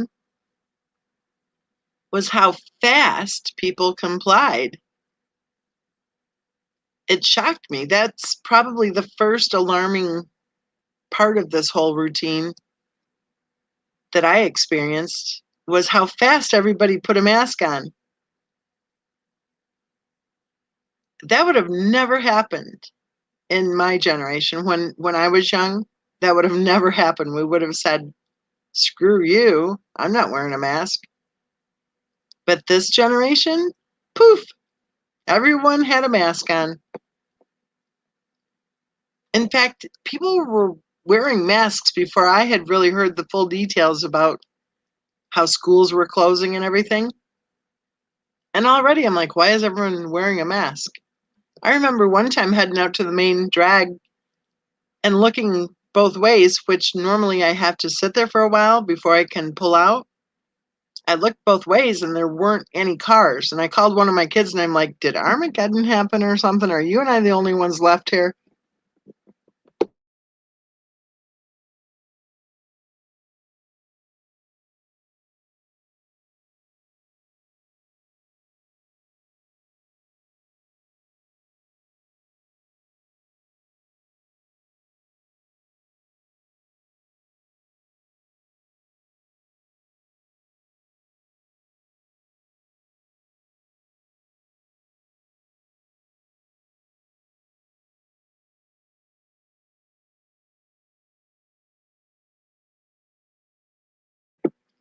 Not confutz, you're exactly right.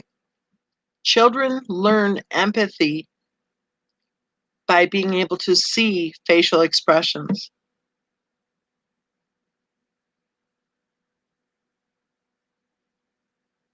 So if we're going to become a mask wearing society, then we'll have a generation of children growing up to be, I guess, unable to feel empathy.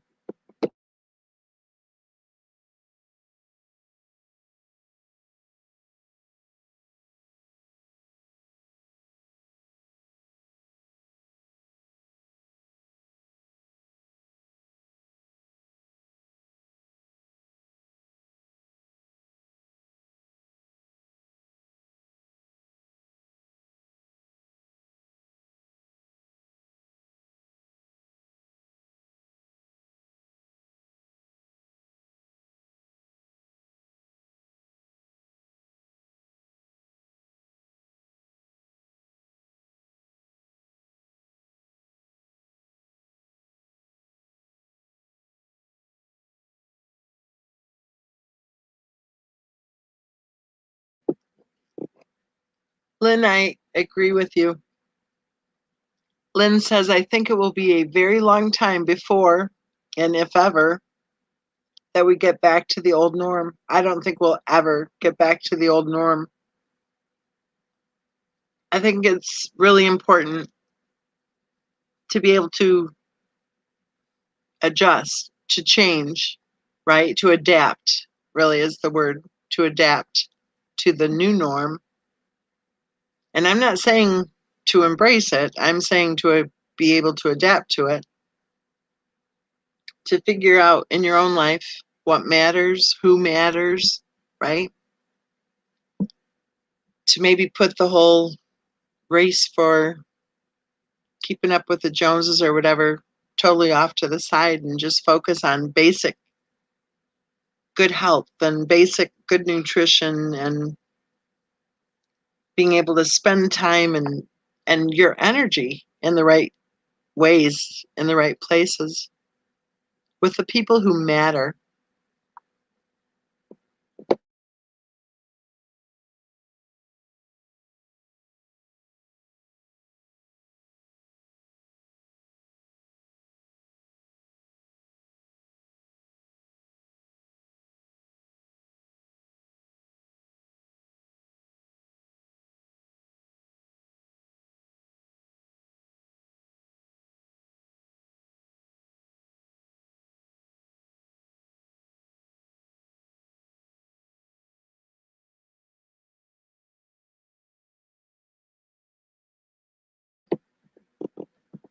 Tasha says, my empathy has been turning into anger from what I see going on in YouTube world, like rabid dogs, crazy.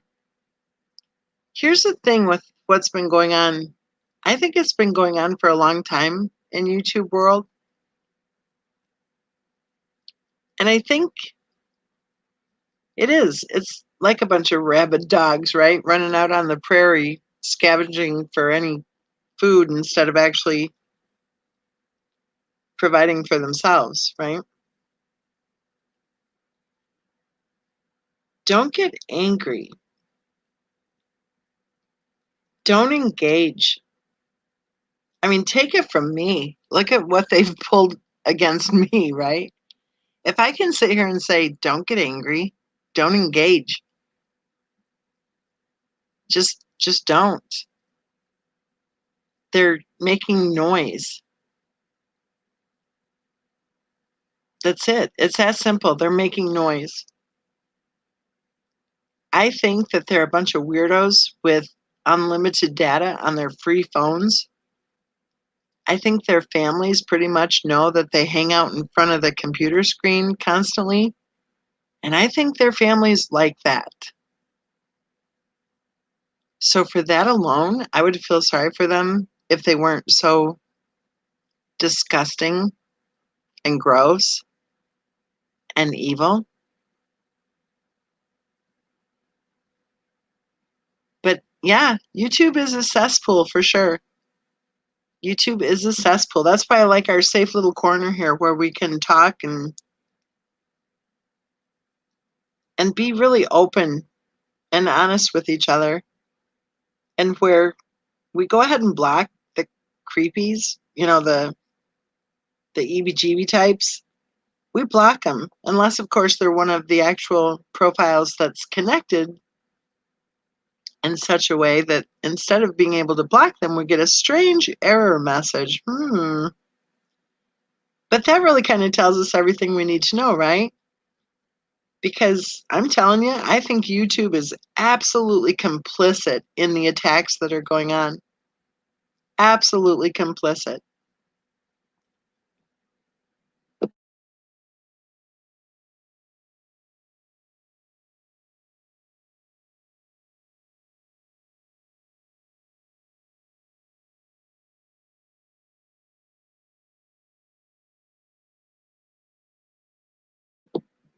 Knockin' Butts talks about smiling at a little baby.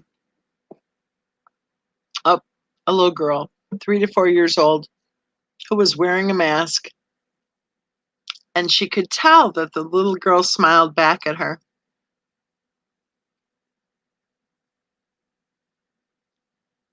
I went to the grocery store one day during the middle of, the time frame where everyone was masked up pretty solid. And I looked at the guy in front of me and I saw his eyes and I thought, oh my gosh. And I said who he was. And he turned and he heard my voice, and it was like we absolutely recognized each other. And it was in the winter and we were, covered with clothes, right? I mean, we're always covered with clothes, but I mean, we had a lot of clothes on. So it was really funny. We laughed about it. I recognized his eyes, and as soon as he heard my voice, he knew. So that was kind of cool.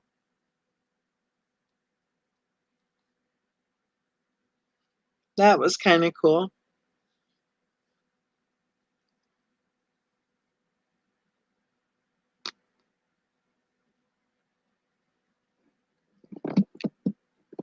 Definitely do your part for the babies. Anytime you see a baby, especially if a baby's masked, give them a full smile, because we don't want to have a generation of children who don't know empathy.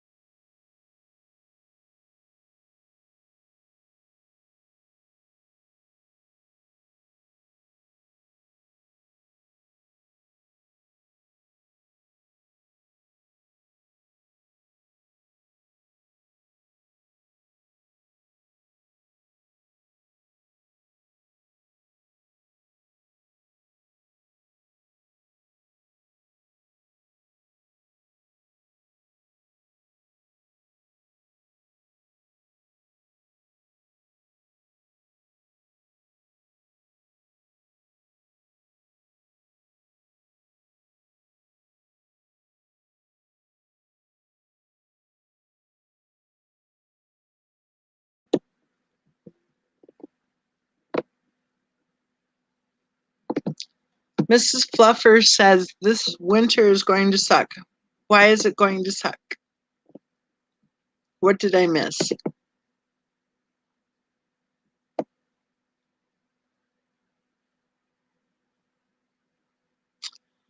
No way, Tasha. Are you kidding me? Tasha says, I'm not allowed to go to my mom or grandparents' house due to my choice of not getting the vaccine. Oh my goodness, no way. Are you kidding me?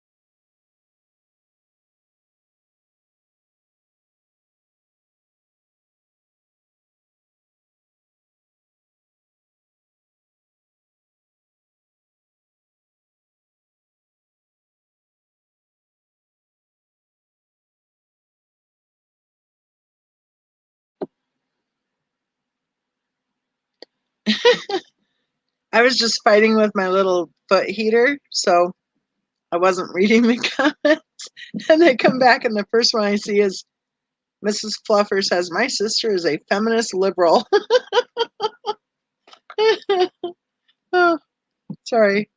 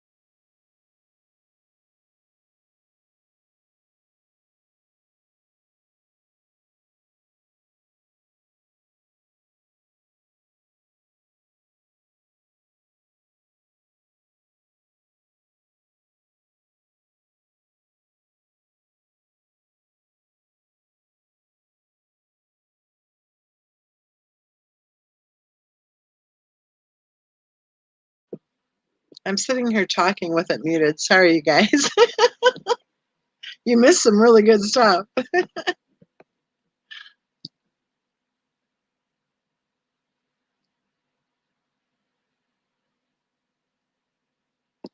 Well, what are they afraid of if they're vaccinated?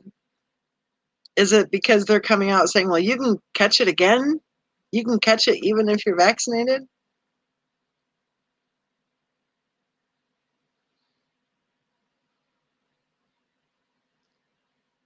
I don't know. My thought on it is it's nobody's business whether or not anybody got vaccinated.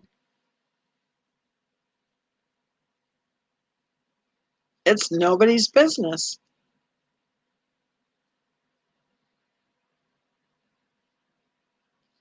You guys want to know what I think the core issue of this entire routine is fear. You're supposed to be afraid.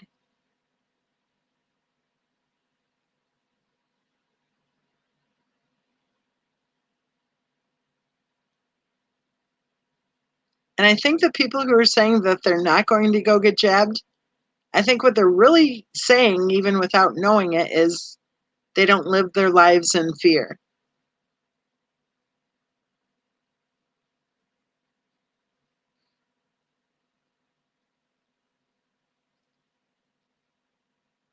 And then when the second strain came out and they didn't get vaccinated, they said it again, evidently, that they don't live their lives in fear.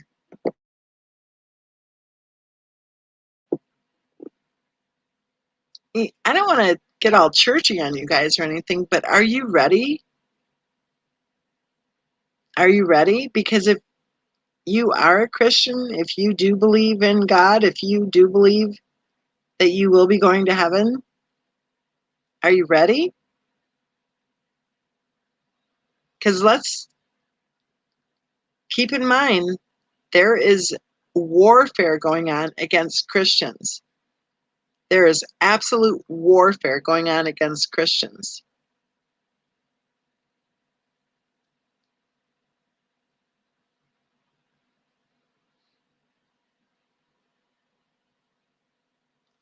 Tasha says she's an uneducated hillbilly. Welcome to the club, love. Welcome to the club. I live north of the inbred line.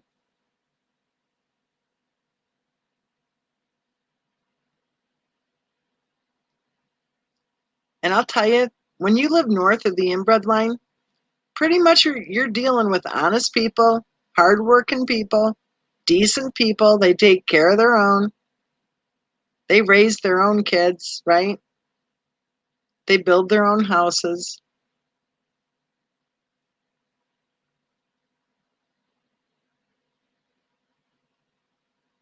Rose Gold says they couldn't pay me to get vaccinated. And I think it's kind of sad if you look at it. I think they were kind of paying people in a way, right? Don't work. Don't work. Let us give you all sorts of money. Sit on your butts, lose your businesses, lose your property value. Jenny from the Hood says that her work offered a day of pay to get the shot. That is shocking to me. So what is their incentive to offer those incentives? Is there some sort of tax break or something for them if they offer, or if they have maybe total compliance? Tasha says, yes, there is. Christians are now not accepted. I was born and raised, it flew up there, hold on, in Austin. I moved to Hill Country 8 years ago. So grateful I did. She hates Austin now, but I won't say that part.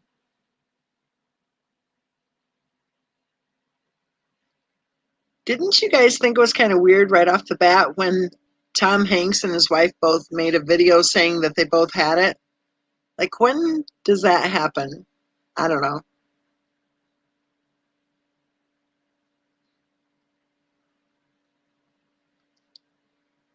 Well, I'm not sure how it works, but I think some insurance companies offer certain incentives if the patients are compliant with whatever they're told to do. Did you know that there is a condition known as being vaccination averse, AVERSE?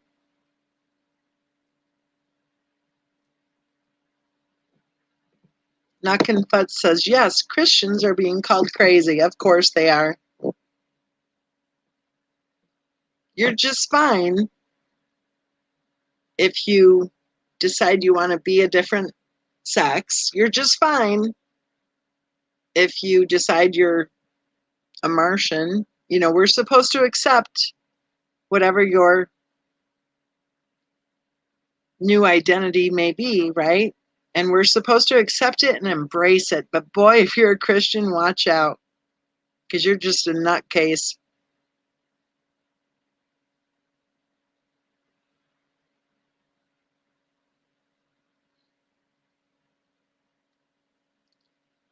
Well, if you're a Christian, then you don't live your life in fear. If you're a Christian, when you do feel fearful, then you turn to the Bible and you read how you're not supposed to live your life in fear. You're supposed to hand over your fear to God, and you're supposed to pray for strength.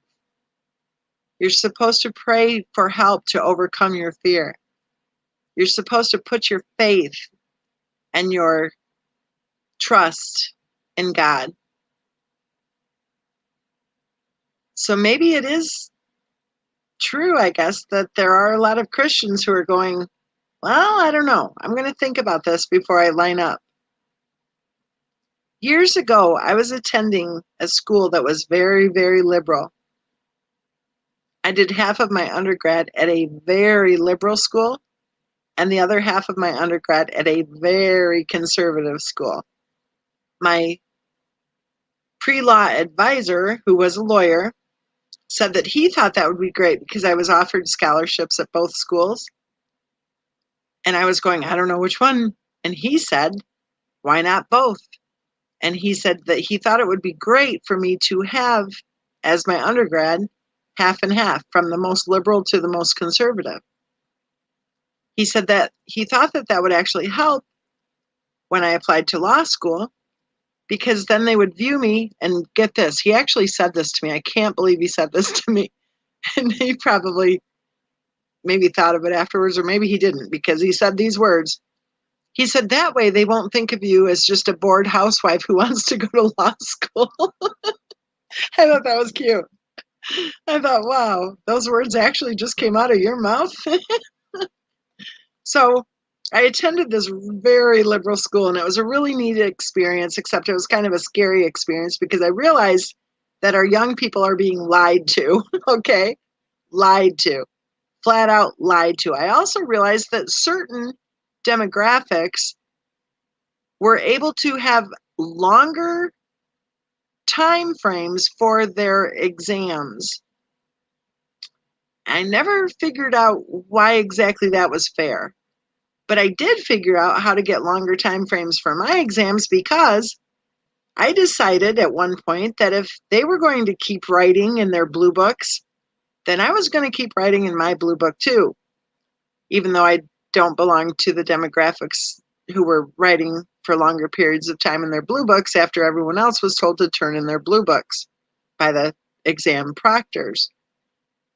And when the exam proctor came to me and said, "You need to turn in your blue book," I said, "Really?" And I motioned at the group who had not turned in their blue books. They were still writing.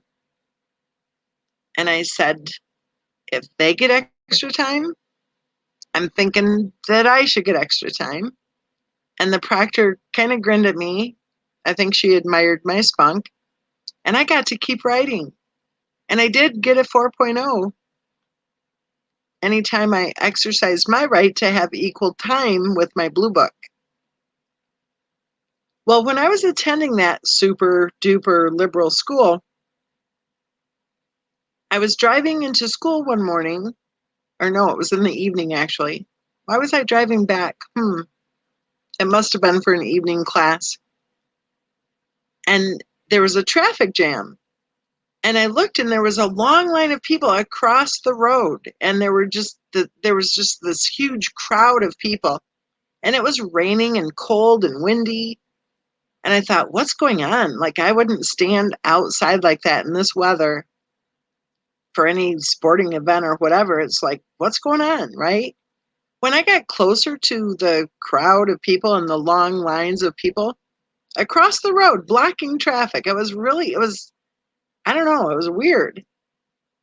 I saw the signs. These people were lined up for a flu shot. And this is before the whole vid thing.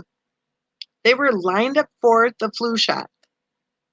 They were standing, let's use a little common sense here.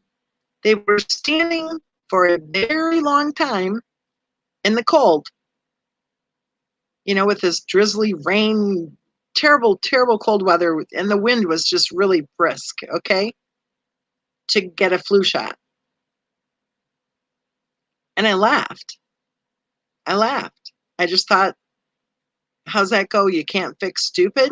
If you don't want to catch the flu, probably you should avoid standing in the cold with a bunch of strangers huddled together waiting to get a flu shot.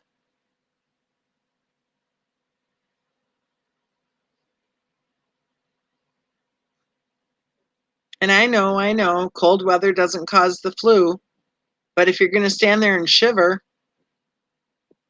and waste your evening standing out in the cold, getting rained on, surrounded by a bunch of strangers, yeah, whatever.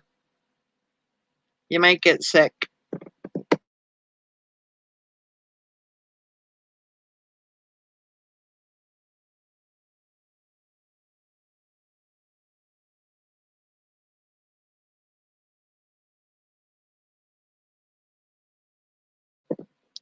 Tasha says she'll start fasting again. Ooh, I don't know if that's good for you, is it? Meditation and prayer, yes, but fasting? How long do you fast when you fast, Tasha?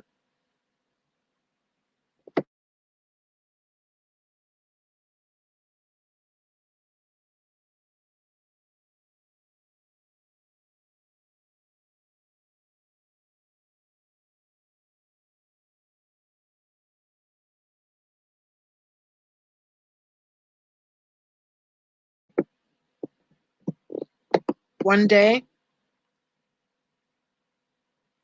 Well, maybe you should fast for like half a day.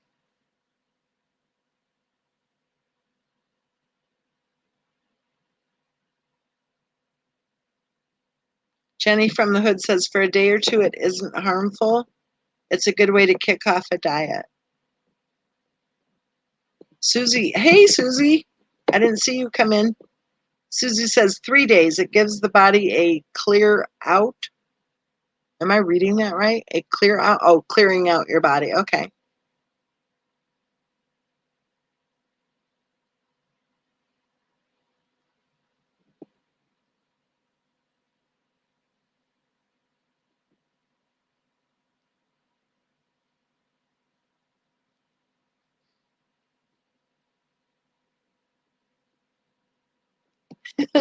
Little Star has a lot of good guesses there.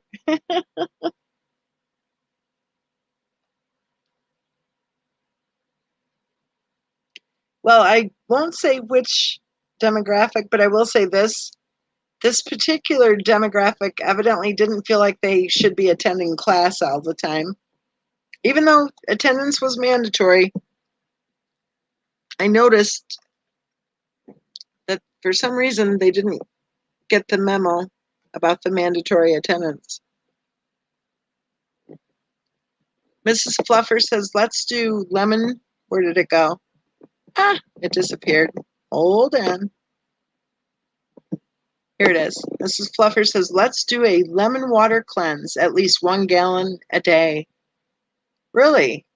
I like to have lemon water in the morning first thing. Jenny from the Hood says, water for a day or two, then start your diet. Susie says, not that I've tried it, but maybe I should. Rose Gold says, I've never had a flu shot, and I'm not going to start now. I've never had a flu shot either, Rose Gold.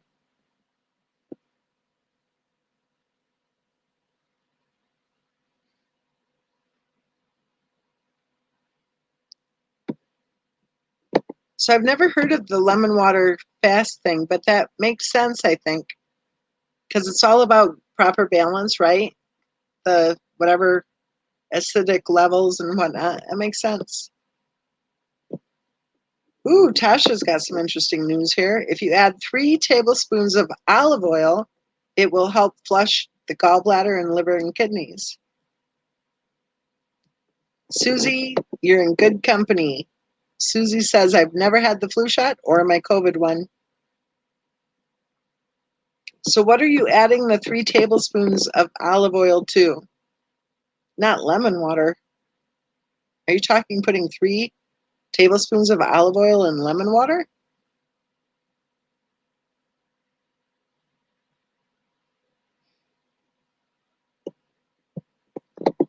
Private Pirate says the same thing is happening in medical schools. Imagine when this demographic are the doctors taking care of you. And Private Pirate, you nailed it, because I would dare say that that particular demographic was heavily populated with people heading to med school. And what I saw was disgusting. And I've actually met a doctor now who I refer to as Quack. She's never been my doctor, but she was a doctor for somebody else. And I'm kind of wondering how she ever made it through med school, quite frankly. It is very scary when you see people who are in professions that we once respected completely, who are so lacking in intelligence, integrity, the stuff that matters, right? If you're going to be an MD.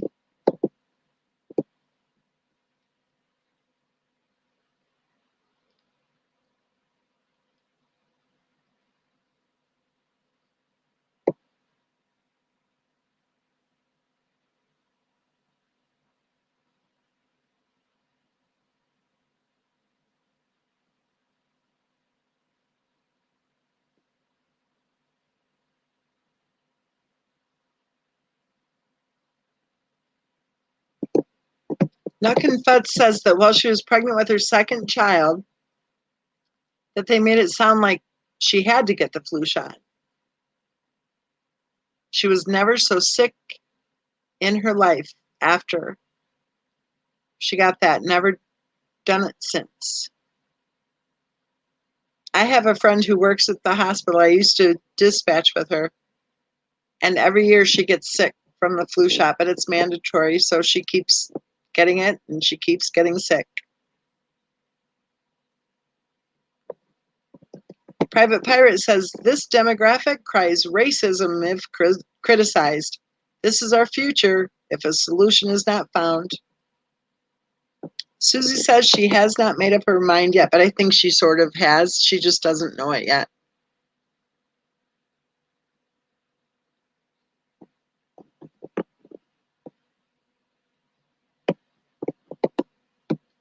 Three of a Kind says, same with me. I was ill every single year I got it. So I didn't see the answer. Are you putting the olive oil in the... Oh, let me scroll up here. Tasha, are you putting the olive oil in the lemon water?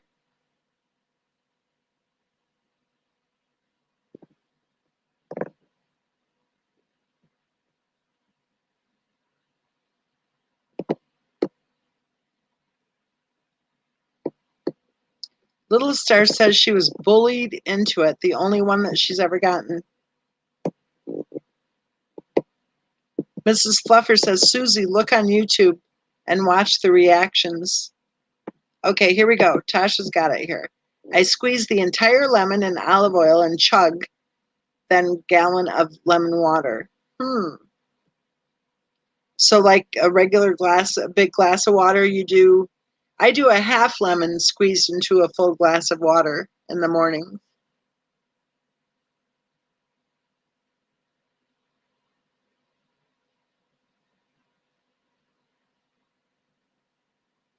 Nuck and Futz felt bullied and was so mad at her OB after that she requested another one. Good for you.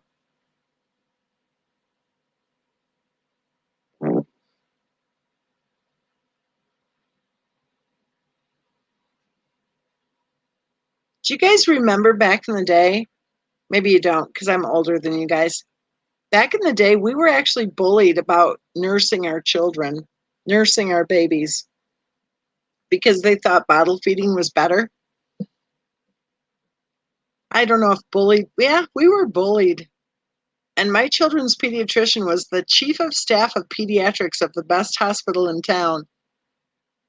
And he just kind of looked at me like, what? About breastfeeding. You know, I was, of course, promoting breastfeeding to him, evidently trying to teach a pediatrician, the chief of pediatrics, no less, about the benefits of breastfeeding in a culture that had turned away from breastfeeding at that point.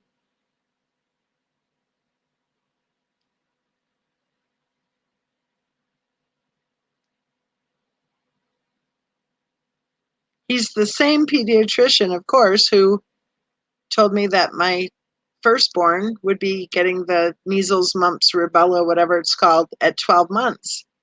And I said no. And he gave me that look again. The same pediatrician who used to smoke his pipe in his office, right in his office, right in the pediatric office. And it really smelled nice. When you opened the door, it was like, ooh, that smells sweet, you know, or that one smells good. I'm sure he had cigars going too, probably. That office was full of pipe smoke. The chief of pediatrics.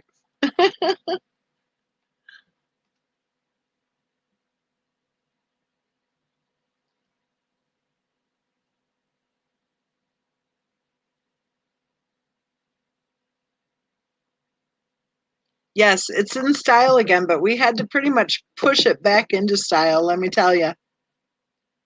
My mother-in-law used to always worry whether or not the babies were getting enough nutrition because I was nursing. Yeah, they were only off the charts every time. Or at the very least, they were in the 95th percentile. So I'm thinking nursing worked. It was cute, though. She was honestly worried because she was sold the bill of goods when she had her babies that bottle feeding was the best thing.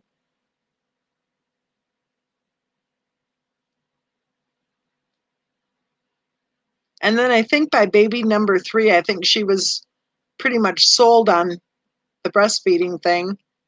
And then I remember her having conversations with other people about my boobs, thinking to myself, like, could we keep this, you know, between us? But she became a proponent of breastfeeding. Not at first. At first, she was always trying to sneak them food because she was afraid they were starving.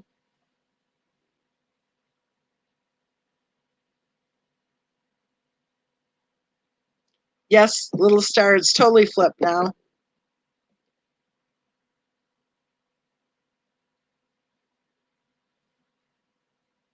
Now they look at you like, why aren't you breastfeeding, right? Like, what kind of a selfish witch are you? Do you know that back in the day when the pediatricians were looking at us funny if we wanted to nurse our babies, back in the day there was a lot of talk too about the disposable diaper routine because in that time frame the bill of goods was that disposable diapers are better for your babies, which is bullshit.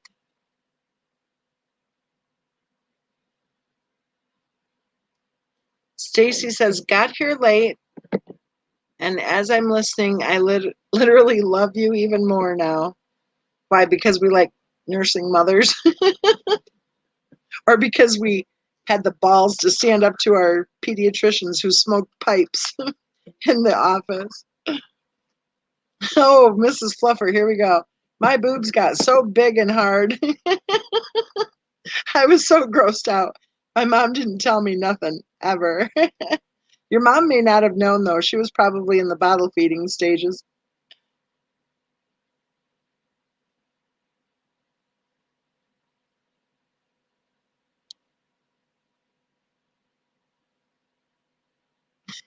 Stacy says, because you're anti-vax, into nursing, and generally smart. I don't think I'm into nursing at all. Oh, nursing. I was just going to say, I've been cutting down nurses. Yeah, I'm getting tired, I can tell. You wrote that right. I just read it wrong. Mrs. Fluffer says, I was bottle fed in 1978. Oh my gosh, Mrs. Fluffer, I could be your mother. I'm old, or else you're really young. Little Star says, have mad respect for those who will use cloth diapers, but I'm guilty of using Pampers. I remember, I remember those days. And I worked full time with my first, and I remember using cloth diapers. But remember, the first year before my mom moved out to Arizona, she took care of my oldest. So I could do the cloth diapers thing just fine, right? But daycare centers, or my kids never went to a daycare center, but babysitters did not like the whole cloth diapers routine. Wow, Mrs. Fluffer, I'm old enough to have a 43-year-old child. Wow. Yeah, you're just a kid.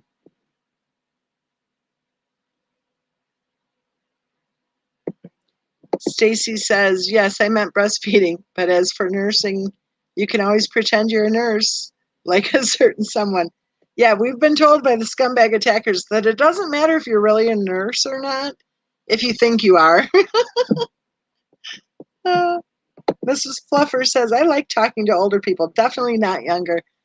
I talked to a kid the other day, and it absolutely cracked me up.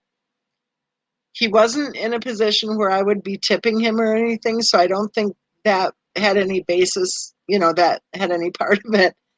But he was commenting about whether or not I knew how old he was, and I guessed him at like 10 years older than he was, and he laughed. And I said, okay, go ahead, guess mine. And I could tell he felt kind of like, what? Women don't usually, whatever. He guessed me. Let me do the math backwards here. So there's one there and one there. He guessed me 22 years younger than my age. I told him that I was in love with him at that point. Yes, she wasn't just a nurse. Yes, Nurse Nene. She wasn't just a nurse. She was a retired nurse. Three of a Kind says, I used cloth nappies with all mine.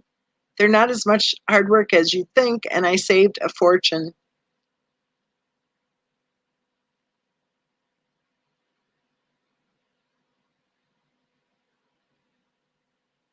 Stacy, I don't think, yep, I can't be your mother. Well, I mean, unless I was, let's see. 16? Yeah. So I guess I could be your mother, but no. Wait, is my math right? 1, 2, 3, 10, 14. Yeah, I would have been 14. Yeah, I couldn't be your mother.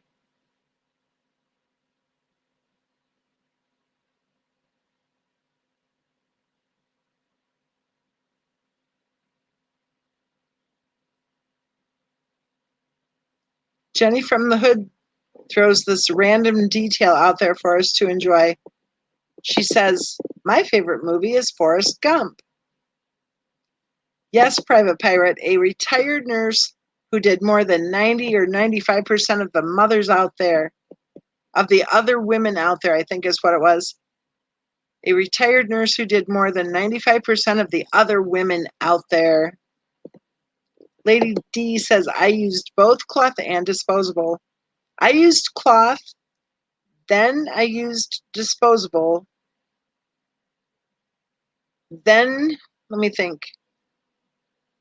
I I think everyone was using Pampers at the time, but then Huggies kind of became popular. So I used Huggies. I went from Pampers to Huggies.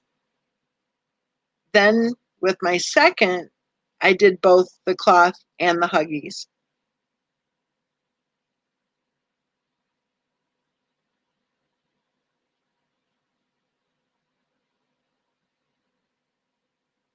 Susie says, I used Huggies.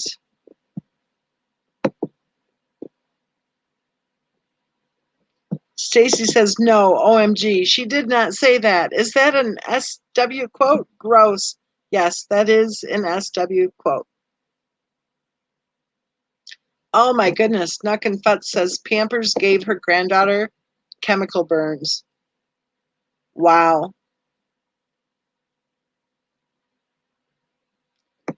You guys will chuckle at this. When I used cloth diapers, I actually hung them on the line out in the backyard.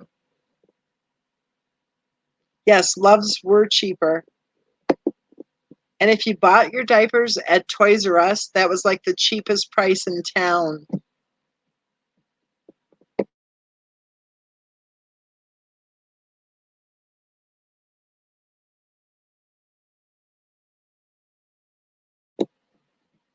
Little Star says, I think she meant to say, who posts to Facebook more than 90% of other mothers or women out there, etc. Or she may have meant to say, who bashes her husband and children more than 90% of the other women out there.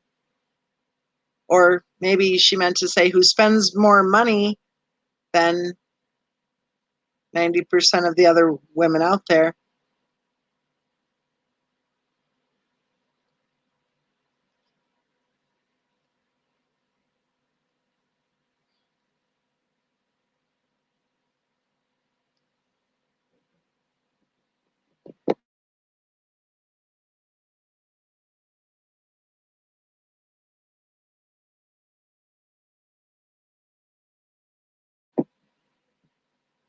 Susie started with Pampers, then moved to Huggies. I think Pampers were what the hospitals were handing out in their little packages. So I think there were a lot of Pampers moms out there.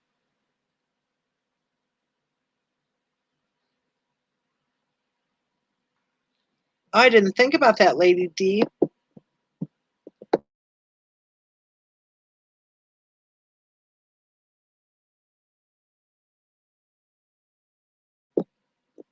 That's an interesting thought.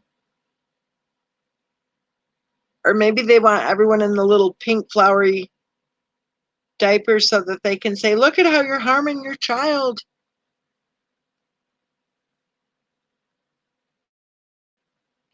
Do they really?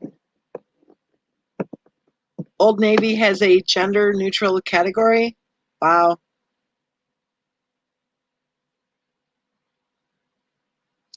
Well, maybe there's like a fifth or sixth grader named Megan who will write a letter and say, you need to do gender free diapers. And then, 30 some years later, some say more, she can marry her prince and then boast about how she wrote a letter and changed the world. Oh, wait. That was a class project. It wasn't her idea. It was her teacher's idea to have the students write those letters.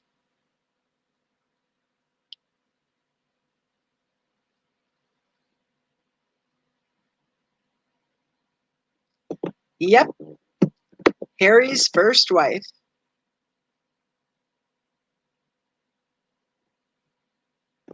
I know at Three of a Kind, I like the way you say that. In these strange times that we're living in, it is so strange. There are things going on that I can't tell you guys, and I'm just like chomping at the bit to tell you. You would just flip. And we will talk about it someday, but since right now is not the right time to talk about it, because a couple of the issues are still ongoing, it's better for me to keep my big mouth shut. But it is crazy right now. And it's so interesting to watch, and yet it's also maddening to see how shallow and strange and, oh, I don't know. We're really able, I think, in these times to see what people are really made of. Three of a Kind says, now we want to know what you know.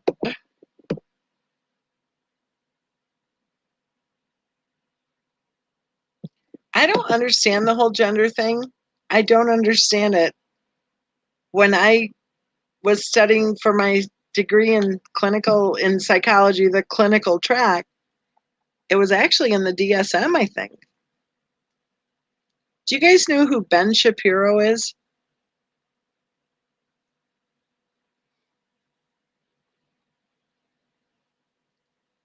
He has said quite a few things that I agree with. I agree.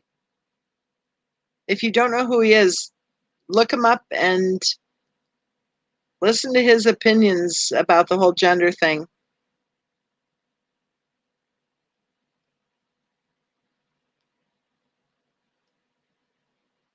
There's a part to this that I don't care for, and that is that we're supposed to be accepting of everything, everyone, every lifestyle, every choice. I guess anything goes, and we're supposed to be supportive and embrace it all. You know, I'm thinking about that bakery that refused to make a cake for whatever. And I'm not saying yay or nay to anything. I don't care. I just don't care. I don't care to the point that I don't want to know. And I'm offended when somebody wants to promote their own sexual choices. I'm offended. If a heterosexual hopped on YouTube and said, "Oh my goodness, I just love it when, you know, my spouse does whatever," right? In the bedroom. I think that would be offensive. Like, I don't think anybody wants to hear about what anyone's doing in the bedroom. Like, it belongs in the bedroom, okay? Well, then why are we supposed to be listening ad nauseum to somebody's choice and whatever? Or, like, it doesn't make sense to me. Keep it in the bedroom. I won't judge you. Do what you want to do. I don't care what you do in the bedroom. But what I care about is I'm so tired of hearing about it. You know, if you're so proud of what your choices are, why do you have to keep pushing and pushing and pushing and pushing? Why don't you just like enjoy your life and keep it to yourself? And again, I don't care if you're heterosexual and you want to tell people details of what you enjoy. I don't want to hear it. I don't want to hear it. I don't care what sexual you are, what your sexual preferences are. I don't want to hear about it. I don't want my children hearing about it. I don't want my grandchildren hearing about it. It's none of anybody's business but your own.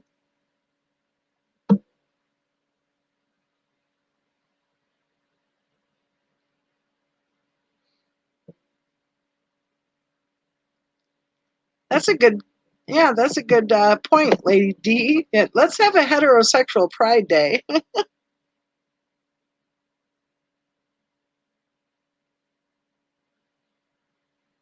Yeah, I don't even want to know. I do not want to know. Don't talk to me about it. Don't tell me. It's your business. It isn't mine. And again, I don't care. I'm not judging you. I don't care. Are we allowed to say, I don't want to hear it?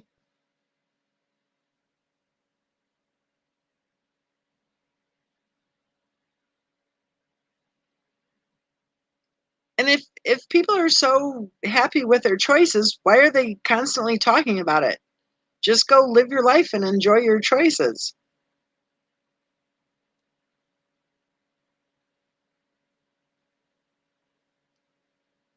Here's an interesting little tidbit of nothingness, I guess. But a week or two ago, it was a couple weeks ago, I was out of town.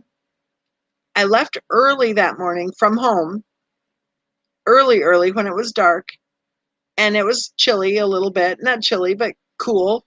And so I was dressed accordingly. And then I cruised hours away.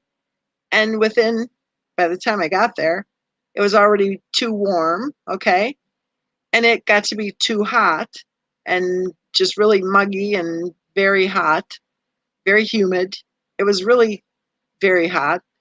And so I actually went into a store at one point thinking, I didn't need anything, but I thought I'll get a couple of things and wander around the really cold air conditioning for a while and just, walk around too. Because when I'm driving a lot, I like to go walking around. And I thought, oh, wow, here's a nice little number. And I went through just shopping a little bit and I found something that was, I don't know if it was clearance rack, but it was on sale or something. And it was very priced very well. And I looked at it and thought, oh, I love this. And I realized, you know what? It's super hot out. I'm dressed for cooler weather. So I go to the changing rooms and they were closed, evidently due to the vid. I don't know why. That makes no sense to me. But they were closed. To hell with the customer. That's one thing I've noticed with the whole vid thing is customer service has now gone out the window. So I went ahead and bought this little ditty and I went to the restrooms and the guard there, at the door, not at the restrooms, but at the door of the store, said, I'm sorry, ma'am, you can't take a package with you into the restroom. And I said, well, I'm actually going to change into this and your fitting rooms are closed. And she said, well, I'm sorry, ma'am, you can't take a package into the restrooms. And I said very nicely, I wasn't bitchy. I said it very nicely to her because she was just doing her job. I said, well, I am going to take this package into this restroom and I'm going to change into these clothes. It was a little dress, actually. I said, I'm going to go ahead and change into this dress and I'm happy to report back to you and show you these clothes, no problemo, as I'm walking into the restroom. And she was kind of looking like, I don't know, like I can't believe this old woman is not listening to me. So I went in and changed. And when I came out, there was a woman waiting. I think there was another woman behind her too. And then another woman came up, and I'm trying to think. Yeah, the other woman then who came up as I'm kind of making my way out, well, that one started heading toward the men's room. And one of the ladies waiting while I was in there said to the woman who was heading to the men's room, that's the men's room. And then the deepest voice I'd ever heard turned to her and said, I am a man. Hmm. Okay.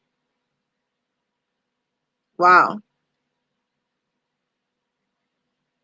I guess the problem I have with that,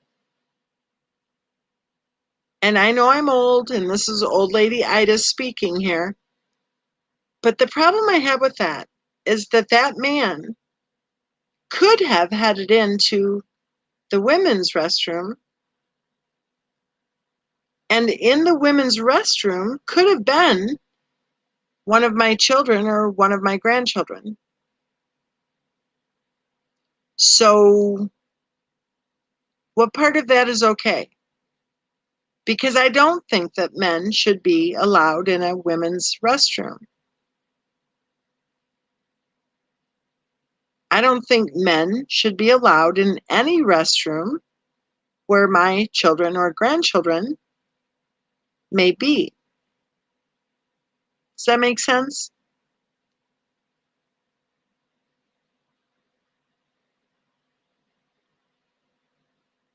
One other point. How is it that a 10-year-old knows what their sexuality is? How is it that a 5-year-old knows what their preference is for their gender? How does that work?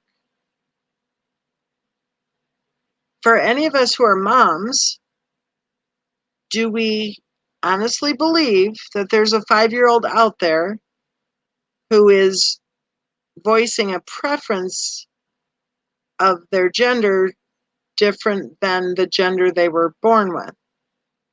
I'm sorry, but I don't think that's the child. I think that's the parents. I think that's the parents. Because if you have parents who are super hyper focused on giving a little girl trucks to play with or giving a little boy little dollies to play with, I think that's the parents who have some gender confusion going on.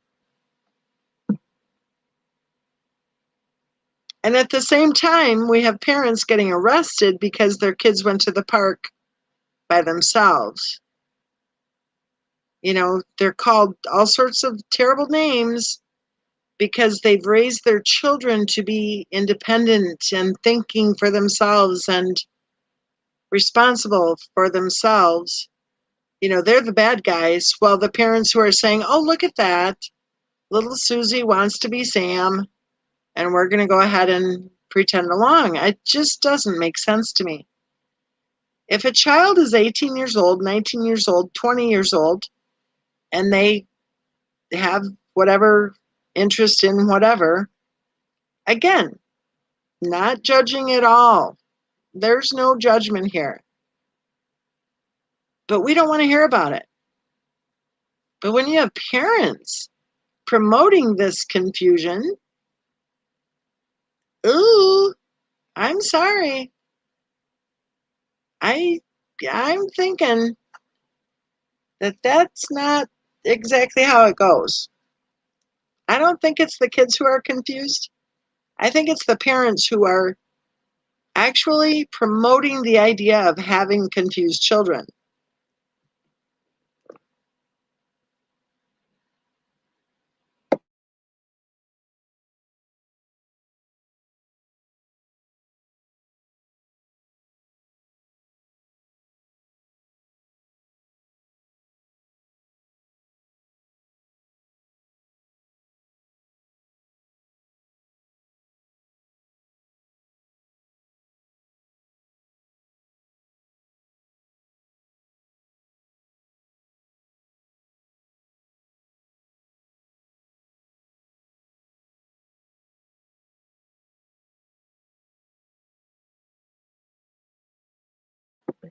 There's another point, too, that is concerning, I think. There for a while, getting boob jobs was the thing to do. And a lot of young women lined up to get their boob jobs. And before we knew what was going on, the young women were younger and younger and younger. And pretty soon, they were 17, 16, 15 years old, getting boob jobs at age 15, 16, 17 with a parent's permission. Seriously? Boob jobs at that age? Boob jobs at any age, quite frankly.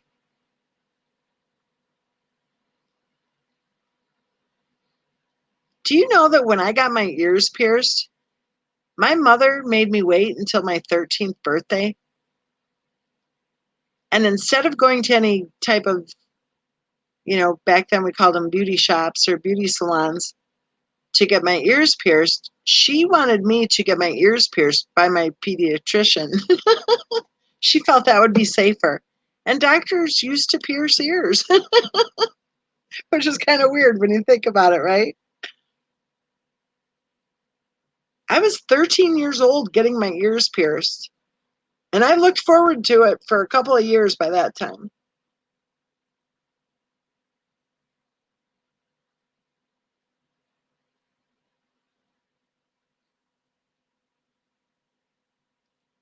That's a far cry from getting a boob job a few years later, right?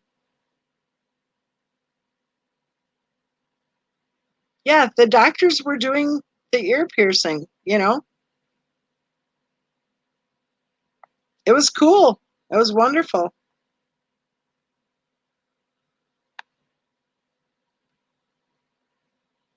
And then a couple of years later, when I started that beauty school that they had, it was the first year they opened for the whole vocational high school routine. I think they took 15 of us. We had to compete for the spots. So it was pretty cool. Well, that's where I learned how to, pierce ears easily with a needle and a potato.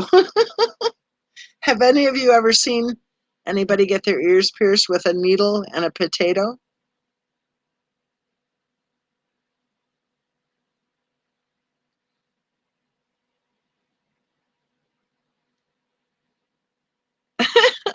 This is going to be a good one. I haven't read the whole thing, but let me grab it here. Okay, there it is. Nuckenfut says, I'm thinking when I was 16, my boobs were a whole lot smaller than they are now. 4 kids later, I most certainly wouldn't have wanted to have a boob job. And that's my point. At age 16, really? Boob jobs? Like, how do you know how the boobs are going to really be, right? And why on earth would a 16-year-old feel so compelled to want to undergo surgery to have bigger boobs? Is that what our society has come to? Boobs matter? A 16-year-old, I would think, would have many other issues, 16, where do I fit in? Where do I belong? What sports do I want to be on? What teams do I want to be on? Trying out for this, first chair, whatever. Boobs? Why would boobs even be discussed, let alone going under anesthetic? What's wrong with that picture? What's the motto? Is it the Hippocratic Oath or whatever? First, do no harm. We're putting children under anesthesia to get bigger boobs. Shame on us as a society. And shame on us if children at age 15, 16, 17 are realizing at that age the heavy duty value that society places on boobs.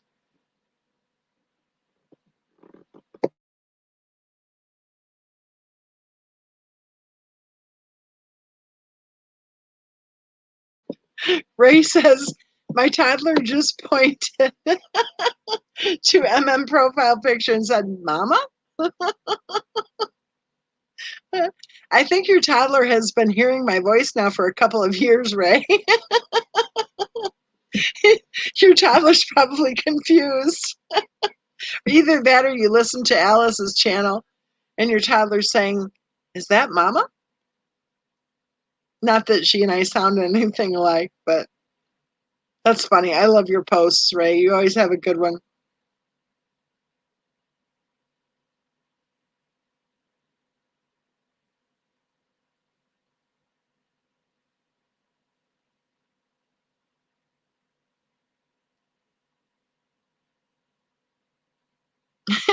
Three of a Kind says, I always think of the scene in Parent Trap when anyone mentions the needle and the potato. Uh-oh. Nuckenfutz says, I'm thinking I want a boob reduction at this point. One of my favorite cousins did because of back pain. That's exactly why. Yes, fillers, and yes, exactly. There's something very wrong, I think, with any sort of cosmetic surgery on a child. I think it's wrong.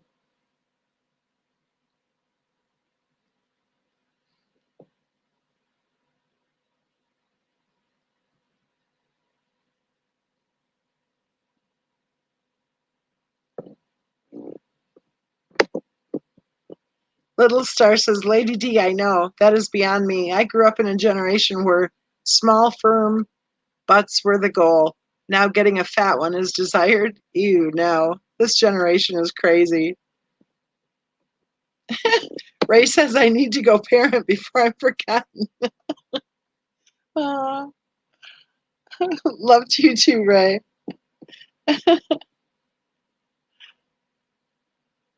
Tell my little toddler baby to come back soon to listen to mama.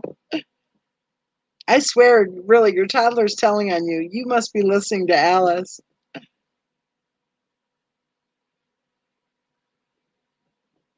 I had the same thing happen at the drugstore one time. The guy who waited on me, I absolutely thought would be a female voice. And then when the voice spoke, I was like, okay, this is interesting.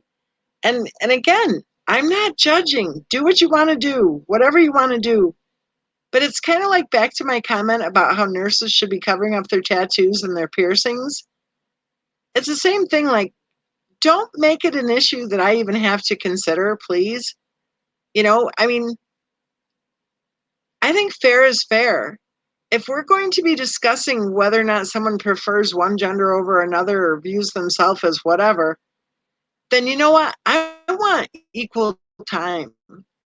I want equal time to bore you silly about my thyroid. I want to tell you all about my thyroid. I want you to hear the details. The details. But no, nobody wants to hear about anybody's thyroid, right? That's the center of my universe. So why can't I, get a billboard about my thyroid?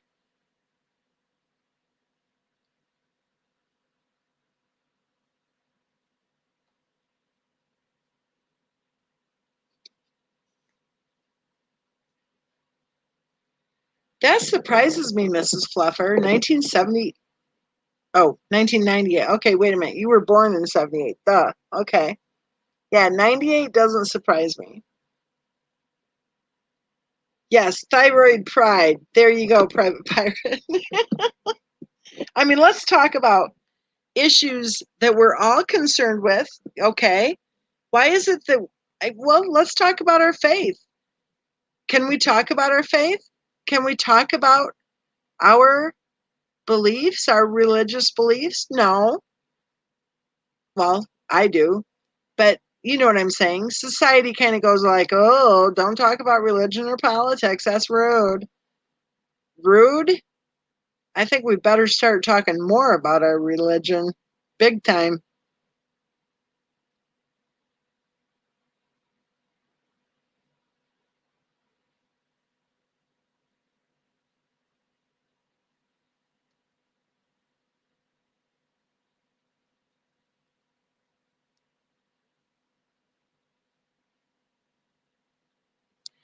Really, if you think about it, the whole gender confusion thing. Okay, and back to the boob conversation. I have one friend who's very thin and very small. So I guess, should she go public on her thoughts about her boobs? Should she discuss them openly? Should she expect people to care? Should she expect to be heard over and over and over again about whether or not she's happy with the size of her boobs? And like I said, I have a cousin who got the reduction surgery. Should she go on and on and on and expect everybody to care? And should that become an issue that society is supposed to embrace, whether or not her boobs were too big or whether or not my friend's boobs were too small? Should we sit here and say, hey, I have nice boobs? Let me tell you about them. No, because society doesn't want to hear about our boobs, okay? Society doesn't want to hear about our thyroids. They don't want to hear about how we feel as our kids grow up so fast and we're going like, wow, that happens so fast, right? Because then we're just moms. We're just kind of moms. But boy, if we want to be totally confused about whether or not we're a he or a she or whatever else, let's talk about it. Let's talk about it over and over again.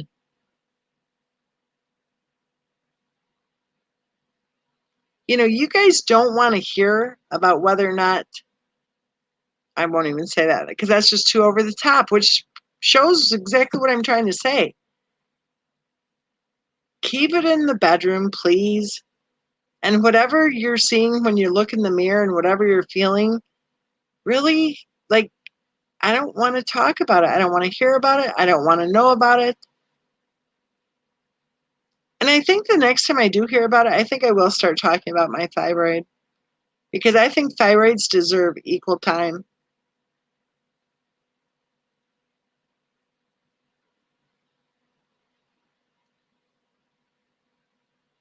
I wonder if Christopher Watt's wife belonged to any transgender type groups. Because you know how she would join all those different support groups, and then from what we were told by people who were in those groups, not transgender, but like the lupus support groups, we were told by that one, I think it was Allison, who said that she witnessed herself how Christopher Watt's wife would post comments that were nearly identical to comments posted by other members of the group. I wonder just how far out she was with all of those support groups she joined.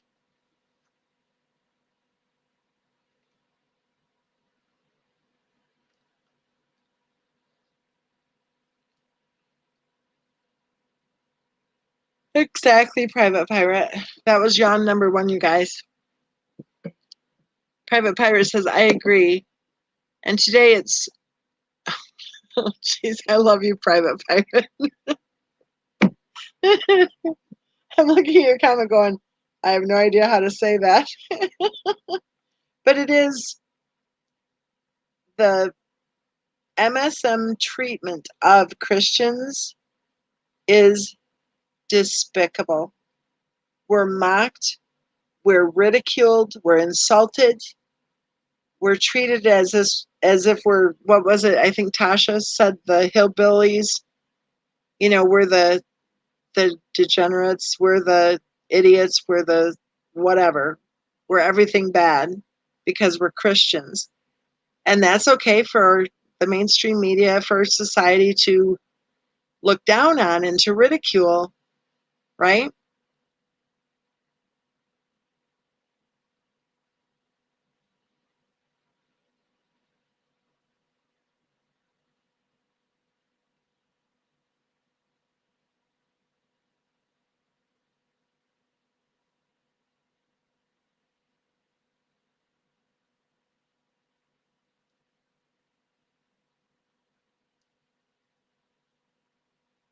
You know, part of being a Christian is being able to say, you know what, that's evil, right?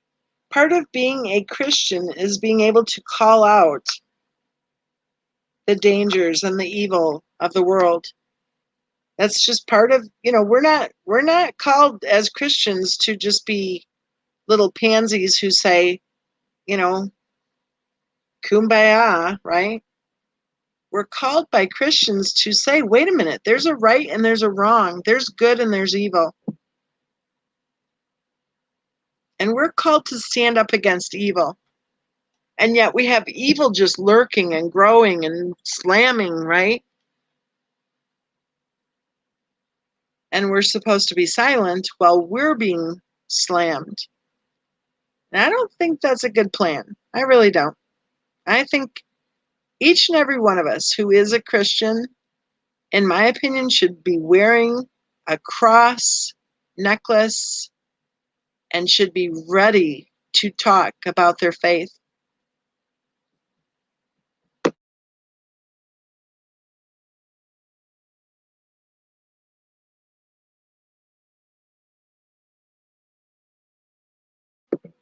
I just muted it for a second for yawn number 2. So we're on yawn warning here because at yawn number 3, that's when I say good night. We already have the video up of me snoring, so.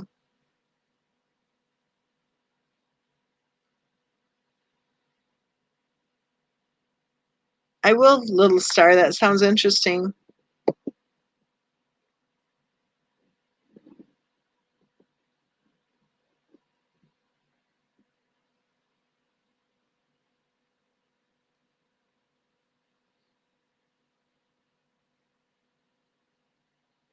You know, Private Pirate, I remember that. I bet you're right. Except I think it would be Bella for sure.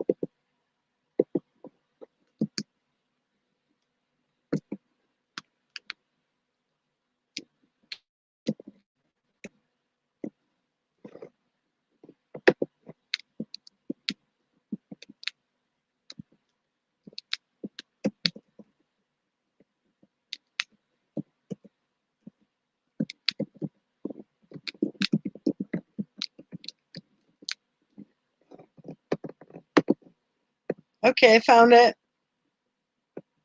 It's kind of a scary looking picture.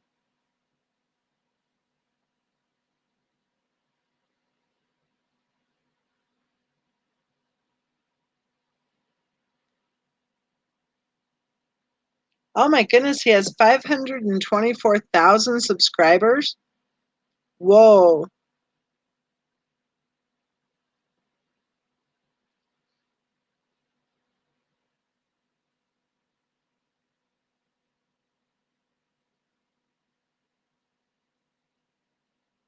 What? Oh my goodness. Here's a scary one. This isn't that guy's channel. This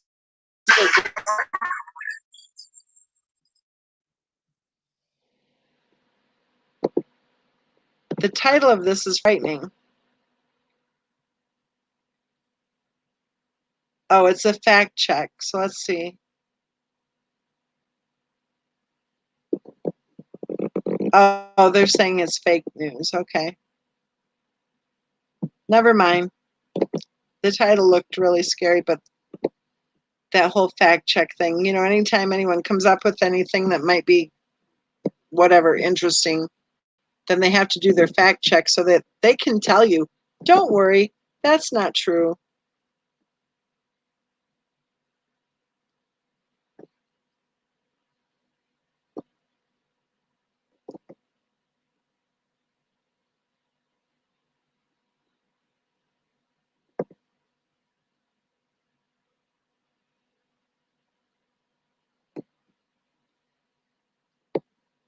I'm thinking that it's time for all of us to go to sleep. Lady J says, or I'm sorry, Lady J, that's me.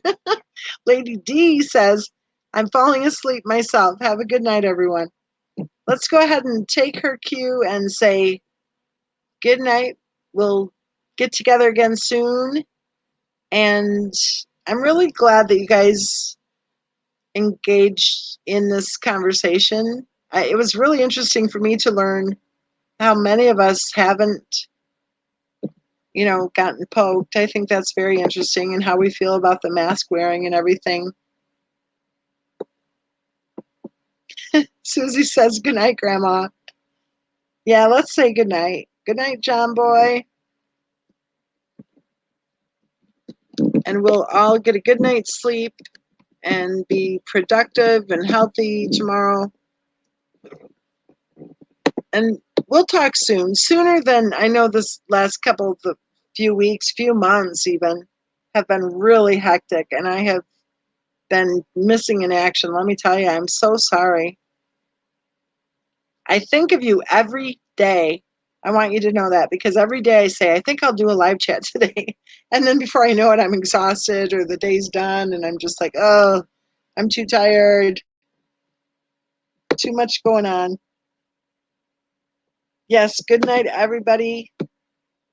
What day is today? It's Tuesday going into Wednesday where I'm at. So let's try to touch base this weekend. That'll be fun. Love you guys. Good night.